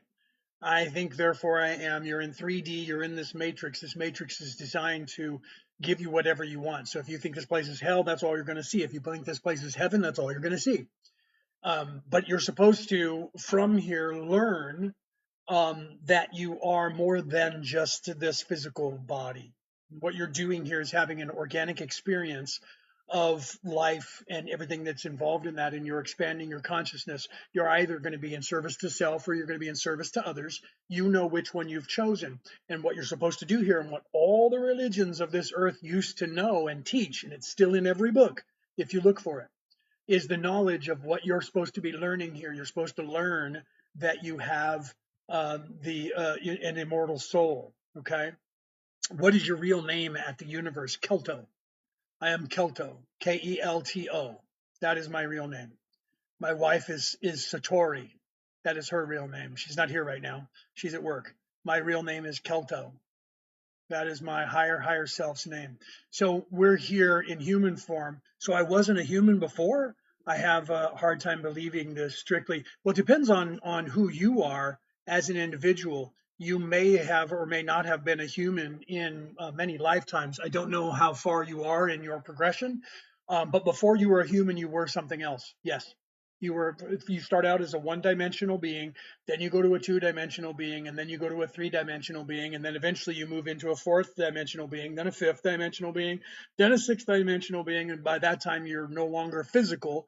You're a spirit light being, and you move into a light body, and you no longer have a physical body. And then there's a whole nother plane of existence that you move through until you get back to source. And then eventually you become one with source again. So let's see. I have a hard time believing in strict reincarnation. It's okay. You can believe what you want. I'm not here to sell you something, my friend. I'm here to give you tools. If you don't choose to vibe with me, you don't have to. It's okay. I won't get offended by that. Honestly, if I'm not here to sell you something. I'm not here to convince you of something. I'm just here to give you tools that you can use at some point in your existence. If you choose not to vibe with me, it's okay. You don't have to. Everybody has their own free will. They can do what they want here, right? That's what you're here to do, bro. You're here to have whatever experience that you want. So if you don't vibe with me, it's okay. You don't have to, right? I mean, I'm not trying to force anything on anybody. People on this app are in Australia. I go into jail targeting me, right? Yeah, I'm in Australia right now. I'm from America, but I'm in Australia, right? So some people it depends on, the people, their mindset. So some people think I'm absolutely insane and crazy, and other people think I'm a demon or some devil or something that I'm trying to steal your soul. And after you become once with the source again, can you choose to come back and help? Yes, absolutely, yes. Honey Buzz, 88, yes. Once you graduate all the way up and reconstitute and become source again and lose your individuality and become the collective mind of the source creator, you can then split off from the one again and go all the way to the bottom if you want, or just come back to help in any guise wherever you want. Yes.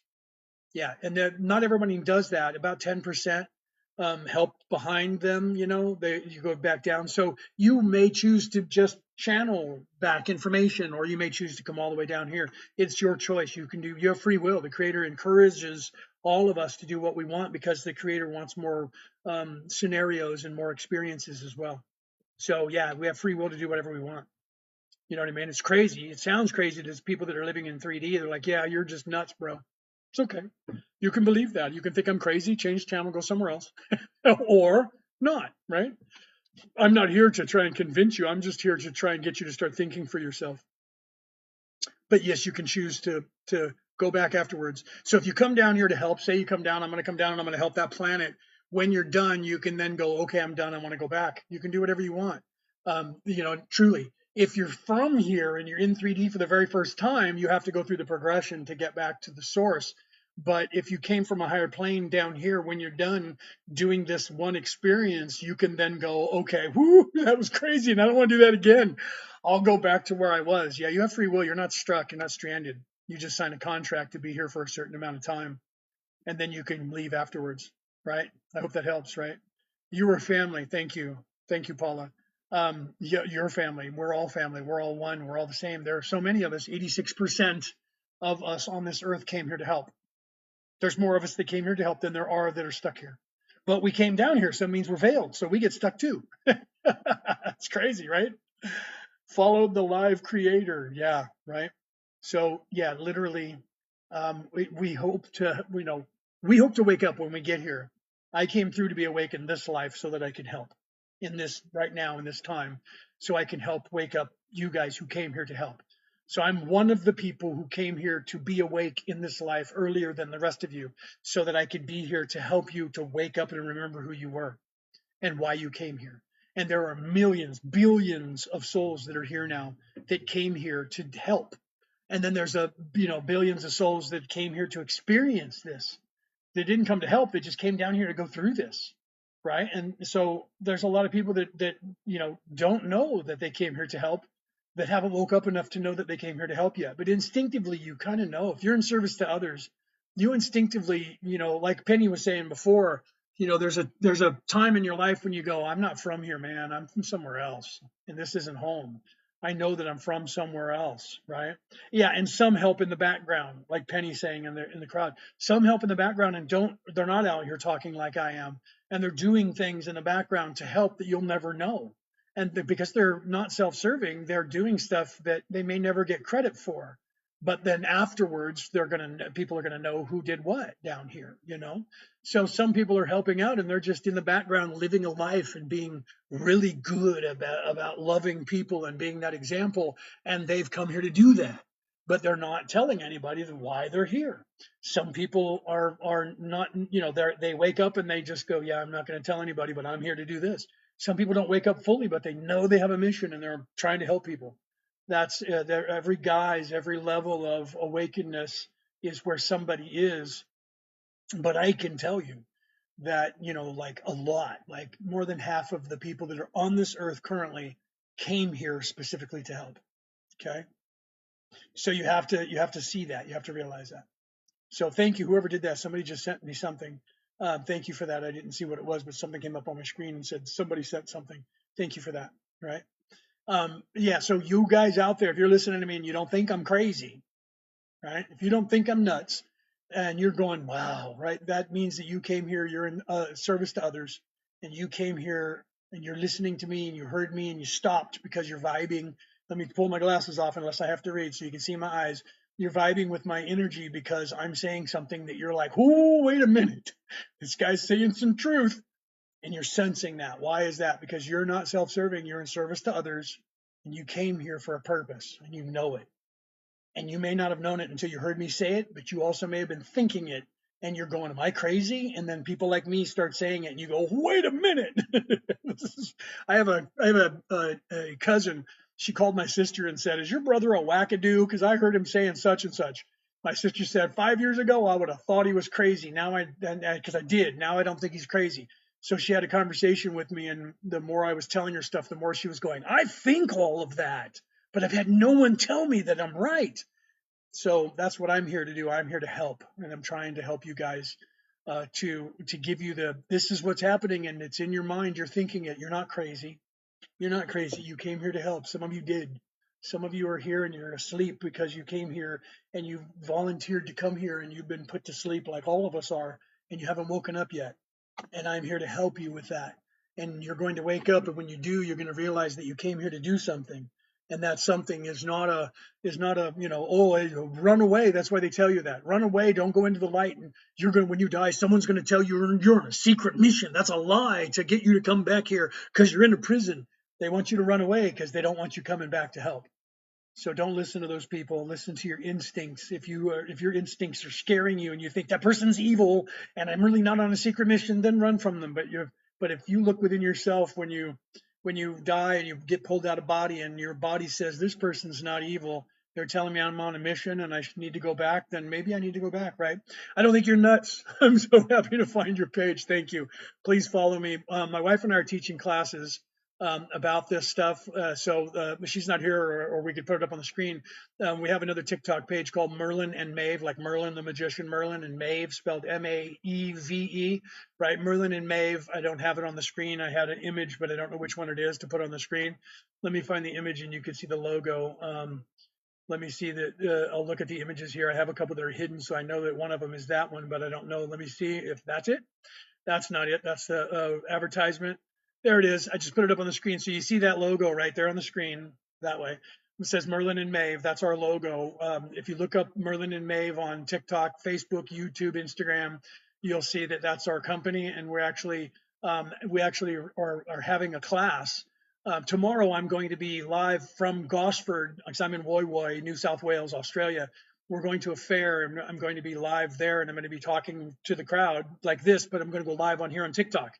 Okay, so I don't know if I'm going to go live on this channel or on Merlin and Maeve. So you might want to look at Merlin and Maeve on TikTok. If Brooke were in the audience, she would put that name up for you, and you would be able to see that. But find that on TikTok and follow that, because we are teaching courses to help you expand your consciousness, to wake you up. We're doing Zoom classes for those of you that are around the world, so you don't have to worry about, well, you're in Australia. How am I going to Zoom courses that we're going to be doing to help you expand your consciousness, workshops and things like that. So you should look that up and follow that as well. But I'm also going to be going live and talking like all the time. So you're welcome to help you guys to expand your consciousness. Okay, that's what I'm here to do. That's why I wrote that book, and that's why I'm doing this. I've been doing it on Facebook, YouTube, and Instagram for like 8 years. I just started like a little over a month ago to do that here on stuff, right? Yeah, no, you don't have the link either. It's okay, Penny. Penny says, "Yeah, sorry, Leo, I don't have the link. It's okay." If Brooke were here, she'd be throwing it up there, or she'd just jump on Merlin and Maeve and then pin herself. She did that when she was on her break last time. I don't know when she's going to be home from lunch. It's probably getting close to her lunchtime. And let me check here, because if she jumps in the car, she'll be on here, and I don't know what time her lunch is because I didn't wait long enough to find out before I went to live online. So I don't know if she's even told me about when she's going to be on lunch or anything. So yeah, I don't know. Let me look and see if she told me what time lunch is, because I'll let you know, because it's 12:30 now. It's probably getting close to her lunchtime. Let's see here. Lunch at 12, so she's probably going to be on lunch or on her way right now. I just don't know where she is, right? Going to be running late, baby, she said. And that was it's just about noon. So she's going to be on lunch in a minute. So she'll probably pop in a minute and then drive here. When she gets here, I'm probably going to hop off of here and have lunch with her. So I'll probably get off here when she gets here. So she'll probably be here in about a half hour, 45 minutes. This is my new account. My other phone is dead because the iCloud passed. I forgot. I'm not sure. Do I know you, Goku? Is this your other account? I'm okay with that, right? Follow me. Hit those hearts, champions. Follow me and hit those hearts so we can get the numbers up, so we can get some more people in here. The more people we have in here, the more I can expand your guys' consciousness. So yeah, so Merlin and Maeve is our company, and we're doing a lot of stuff, right? So we're because you forgot your iCloud. Don't you hate that? Yeah, Goku, the red haired, right? Okay. So yeah, I know, right? I love that. So yeah, I hate when you forget your password and you end up on it. You have to start a new one because you forgot your stupid password, and then you go, darn it, You know what I mean? Then you have to refriend everybody that you knew. That's annoying, isn't it? Okay. So ask my questions, right? What time are you going live tomorrow? Oh, okay. So I will be live tomorrow at 1 p.m. New South Wales time, and then 5 p.m. New South Wales time. So for you, it'll be my Sunday. If you're in America, it'll be your Saturday. If you're in the UK, it'll be your Saturday. So 1 p.m. my time, you'll have to look that up. American time, 10 a.m. my time here is 3 p.m. Like 10 a.m. this morning for me is Saturday morning is 3 p.m. Friday West Coast America time. So that West Coast America time 3 p.m. is GMT minus 8. I think I'm plus GMT plus 10, I think, here. So yeah, so it depends on where you are. I don't know where you are, but New South Wales, Australia time, 1 p.m. New South Wales time, will all be live. And so that is, let me see what time it is here. It's noon now. It's 12:30 right now, my time, and it's 5:30 p.m. West Coast America time. So 6 p.m. West Coast America time, 9 p.m. East Coast America time, I will be live for 1 hour on TikTok doing this again from the Mystic Moon Fair in Gosford, New South Wales. Okay, and then I'll be back 5 p.m.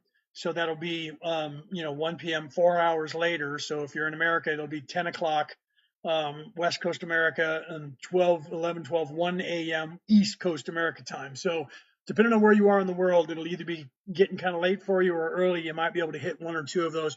But I will record it and I will put it on the MP3 broadcast, which is Orion Rising, my podcast, which is listened to in 70 countries. So wherever you listen to a podcast, if you look up Orion Rising, like Orion, the constellation, Orion, Orion Rising, Rising, Orion Rising, and it's the cover of my book. So you'll see the pyramids at night with the constellation of Orion, with the belt of Orion mirroring the three pyramids.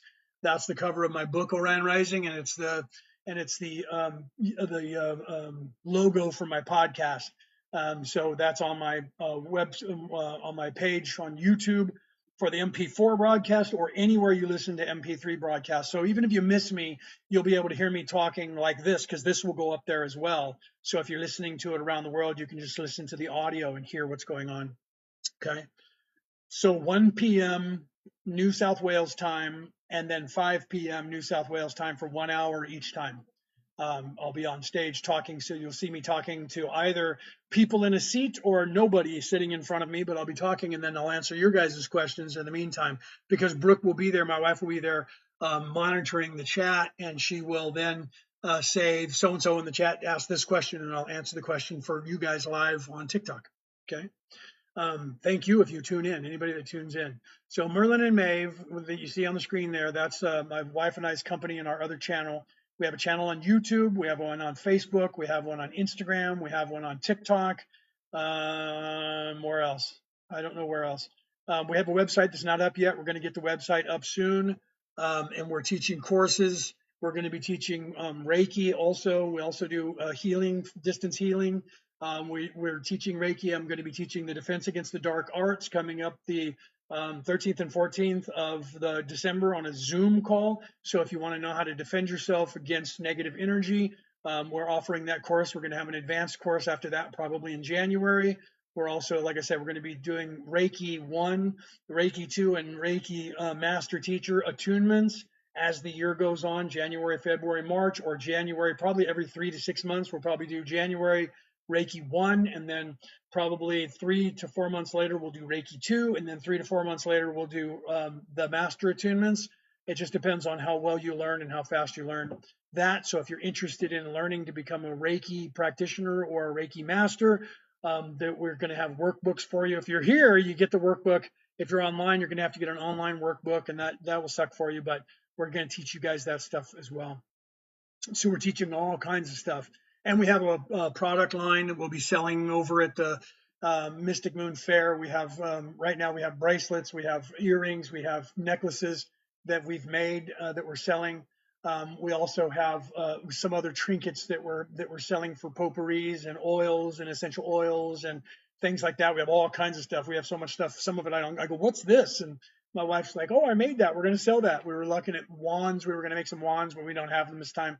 But we got a whole bunch of stuff. So if you're in New South Wales, go to look online. You'll see where we're going to be at in Gosford at the club that's there, and I can't think of the name of it right now. I don't have that information with me, but we're going to be there tomorrow from noon New South Wales time to 7 p.m. New South Wales time, and I will be giving advice. I will be selling my book. We will be doing Reiki, so we can Reiki you, and we will be selling products there, and earrings and necklaces and all kinds of little trinkets for your guys' pleasure that we made, handcrafted, handmade stuff. Here, I can show you one of the earring sets because I'm happening to be sitting at the table that my wife made these. I don't know if you guys can see them. She actually created those and made those. They're really cute. I don't know if you can see them very well because they're moving around, but she created those. She made those. So we have these. These are $5. We're going to be selling these. Some of them are $5. Some of them are $10. Some of them have little hearts in them, and we have other ones too where we like all kinds. We have some cool Christmas ones. If you're in the area, it's going to be good stuff. You guys can come out. We will be selling some online too. Yeah, we're actually making them here. Let me pull up one of the Christmas things. We got these beads and we put them together. Look at one of these little. These are cute. Love these. I made some of these. Look, little Christmas. Or it looks like little Christmas balls, right? Right. We made those. So we literally, bought everything and made them. These are $5, and we're selling those. We're going to be selling stuff online. So you're going to have to look for us right now. We don't have our website up, so we're going to be advertising some of it on Facebook. So find us on Facebook. I think we'll be putting some of it on. We were talking about going live on, so that's why you want to follow this because we're talking about going live on Merlin and Maeve, and we'll see if TikTok will allow us to do it. Although I think they do. If not, we'll go to Facebook and we'll be going live, and we'll have numbers and we'll put this stuff up and show you guys and sell them. So we'll mail them out to you. We're going to have online store as well. Some of them are real cute. I know, right? Honey Buzz says those are cute. Yeah, some of these are really cute. My wife came up with some really cool ideas, and then we have a lot of steampunk stuff because I like steampunk. So we made these too. Look at this. This is if you like steampunk, you're gonna love those clockworks, right? So we made little earrings like that too. We got a bunch of that in different colors as well, and some necklaces to go with it. And then we have these things that we made as well. Look at those earrings; those are cute as heck, right? Brooke made those, right? So yeah, so we're literally putting together things and making stuff and something. We got bracelets and anklets and necklaces and right. I wasn't supposed to be doing a commercial here, but sorry guys. But look for us because we are going to get this stuff up online to mail out to you. So depending on where you are, if you're in Australia, we'll mail it more readily. If you're outside of Australia, it's going to cost a lot for us to mail it to you. So unfortunately, right now, we may or may not try because for me to mail something to America it would cost me like if I was going to mail like a couple of sets of those, it would cost me like $5 or $10 shipping, right? So we would have to accrue that as well because otherwise we lose money shipping it to you. You see my point? You're inside Australia, it's easier. It costs us less. So it's something that is $5 if you walk up will be like $20 if I have to mail it to you in the United States. But if you try to buy that online from China, it would cost you the same to get it mailed to you. You know what I mean? Because you got to pay the shipping. But they're cute. So we are gonna be online. We're gonna work that out online. When we start manufacturing it in larger quantities, we can mail it to like Amazon, and they can mail it out at a cheaper price. You know what I mean? I want to get back into making charms and stuff, right? Penny, you should be doing that. If you know how to do it, man. If you're good at something, do it. So yeah, right. So like I said, ask me questions, hit those hearts, guys, hit those hearts for me, ask me questions and let's keep moving forward. Right. So if you guys have any other questions, please let me know. Like I said, I'll be here until Brooke gets home from work for lunch, and then I'll take off for her so that we can eat something. And then I'll be back tomorrow for a couple hours, once at 1 p.m. and 5 p.m. New South Wales time. And then I'll probably be back somewhere in the week. If not, I'll be back next week on your Friday if you're in the North American continent, or your Saturday if you're over here. To come back on this, you guys should hit that thing, follow me, and hit that bell to make sure that you know when I go live. So that way you guys have an idea. And I try to go live at the same times. This Saturday morning for me, Friday if you're in the United States. I've been doing that, but I haven't been live on TikTok. I've been live on YouTube, Facebook, and Instagram. Now I'm going live on TikTok. right? So thank you for sharing this. All you guys that are sharing this out, thank you for sharing it out to people. Like I said, hit those hearts and share it out so we can get some people in here and people want to ask some questions. Let's give the answers. So let's get back. Three Eye Atlas, blue Kachina, very good possibility that Three Eye Atlas was the blue Kachina showing herself to the world to let people know to fulfill that Hopi prophecy that we're moving away from Mars, the god of war, and more into Venus, the goddess of love. We're moving more into that balance of the universe to the masculine energy is waning. And that's when the devil rules the earth for a time, that's over, right? I made a Hallberg, right? Halbert, is that what you're trying to say? That's funny. So, that's it's a possibility that Three Eye Atlas was fulfilling that Kachina doll, that Kachina goddess of energy, of love, and showing the blue light in the sky and it just happens to coincide with what we know is happening on the earth, and that is that we are moving from the masculine warlike energy more to the balance of the feminine loving caring energy, and we're ushering in a new entire world. So when you look at the Bible, let's get back to, like Bible prophecy where God said, and in the future, I will make a new heaven and a new earth. But you have to remember that in Matthew 3:16, right, it says, what you reap on the earth, or what you sow on the earth, I shall too sow in heaven. What you reap on the earth, I shall too reap in heaven. So that tells us that it's not as above, so below. It's as below, so above. It's as within, so without. Okay. So that corruption of that saying, as above, so below, is the caste system where they're trying to say God dictates to you. There's someone in charge and it ain't you. Right. So God says and you do. So that's the stand under. You understand me? Do you stand under me? That's a corruption of it because the Bible doesn't say it that way. The Bible says what you sow on earth, I shall too sow in heaven. What you reap on earth, I shall too reap in heaven. So that's God's promise that we are in control. We determine our reality. That's what that is saying in there. But yet they tell us that the saying is as above, so below, as without, so within. That's backwards. That's the control mechanism. That's the pineal gland being controlled. That's them perverting that into a we're in control of you, third dimensional construct of caste system. And there's one person at the top and you're at the bottom. Okay, that's what they want you to believe. Okay, hit those hearts. Yeah, hit those hearts, champions. Hit those hearts for me, and like I said, follow me and follow Merlin and Maeve. Right, go look up Merlin and Maeve. You see that logo, and then buy this book. See that book right there, The Reality About Reality: Returning to the Old Ways. You can get that on Kindle. You can get that on ebook. So if you don't want to buy the hardcover copy because it costs you too much to get it, buy that on ebook and read it. It's going to expand your consciousness. It's going to start telling you. That's what I have written on my shirt. Reality about reality, returning to the old ways. Going to expand your consciousness into the realization of what's going on here, right? Yeah, Raven. Yeah, Raven. Yeah, I get it. I still like working with copper and other materials. Me too. Brooke too. We like doing that stuff too. We like working with our hands and building things, and we have rolls of copper so that we can do stuff too. We're going to make some pyramids and some things as well. We just haven't gotten after it yet, right?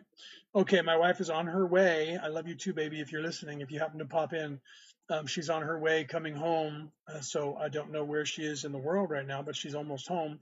Let me check on the Live 360. I heard it bing. That's why I picked up my phone. So that means she's on her way here. My phone's turned off, but the other one binged. So she's on her way home. She'll be here in a minute. Yeah, she's not quite home. She's got a ways to go. She'll be here in about 5 minutes, guys. So just so you know, I'm going to wrap up here so I can eat lunch with my wife. She'll probably pop in and go, "No, don't do that. Stay live," right? Yes, right. Copper spirals for the veggies next year, right? Copper, yeah, for the veggies next year. Yeah, yeah, right. So yeah, wink, wink, right? Yeah, right, Raven. Keep away from that algorithm, right? So yeah, any questions, guys? This is Penny saying it. Any questions before I go? Because Brooke's going to be home, so I'll take one more question, then I'm going to get off here so I can get some lunch with my wife and relax. Because I've been on here now for 3 hours 42 minutes. So if you guys have a pressing question, throw it at me, and then I'll jam. Then I'll jam boogie and then you guys can either see me tomorrow for a couple of hours or I'll be back next week. But please follow me. And if you guys have questions, contact me offline. You can still do that. You can contact us. Let me put that image back up here. I think it's this one. Maybe it's not. Let's see, show that, and it's not wanting to show, so maybe that's not it. I think it's the other one. So let me see if there's another text that's here. No, I thought it was that one text. Let me see if it's this. No, that's the other Samael. So I don't see it because there's supposed to be another text. It was maybe it's an image. No, it's a text. So I don't know where it went. I had the other text up that was our website, but I don't see it now. So I closed it out and I don't know where it went. It disappeared. So I apologize for that. It was the email of Merlin and Maeve at gmail.com. And it's Merlin and with the and symbol, right? Let me punch it up there. There's my wife waving, Merlin and Maeve. She's just waving at me right there. Right, Reese, what's up, brother? I didn't know if you were still here. So there you go. Thank you, baby. Merlin and Maeve at gmail.com. There's our website. If you guys have questions, throw that at us there. If you have questions about the different things that we're doing, the workshops and stuff like that, you can find Merlin and Maeve, and follow us on Facebook, YouTube, Instagram, TikTok, and we'll put up all of our stuff on there for you guys. If you have questions about when we're going to have the courses, let us know there, right? Later, y'all. Yeah, Reese, thanks for coming, brother. I know that you didn't really like TikTok. He was like, I don't know about TikTok, man. I'm out. Thank you, brother, for coming in. Okay, I love you, man. I wish we need to talk more, and I haven't been able to talk. I know you guys were doing that moving thing and stuff, and I haven't been able to talk to you as much as that I wanted to because there's a lot of stuff that I need to get into your brain and let you know about. Right. So, and pick your brain and find out exactly what you do know because I know you know a lot more than you say, brother, about stuff. So yeah, so I just heard the garage, so I'm gonna hop off here so I can have lunch with my wife. I love you guys. I will see you guys either tomorrow from live on TikTok from Gosford at the fair. And I think we're going to go live on Merlin and Maeve, but look for us on either. So if you don't find me going live as Leonard O'Neill, check Merlin and Maeve. You should be chasing that down right there, that logo right there. Find Merlin and Maeve on TikTok and follow it because I'll be live tomorrow either on Merlin and Maeve or on Leonard O'Neill on TikTok, and at 1 p.m. New South Wales time, and then again at 5 p.m. New South Wales time. Okay, and I'll be answering these questions just like this, and I'll be talking to the people there and you guys on TikTok. So Brooke will be there monitoring the chat, and she'll say, Raven asked this question, and I'll answer the question for you guys. Okay. So I love you guys. Have a good day. I will see you guys either tomorrow or I'll see you online or I'll see you guys next time I go live, which may be next week if it's not tomorrow that you guys see me. Okay. Have a great day and thank you for supporting us. Follow me, buy my book, all the way. Buy the book, follow me, hit those hearts, hit that bell, follow Merlin and Maeve, hit those hearts, hit that bell, and I'll see you guys when I see you next. All right. Love you guys. Have a great day. Hopefully, there's some good stuff that came out of this and you guys took away some really good knowledge and I made you guys think and ask questions. That's the way out of here. Okay. I love you guys. Have a great day.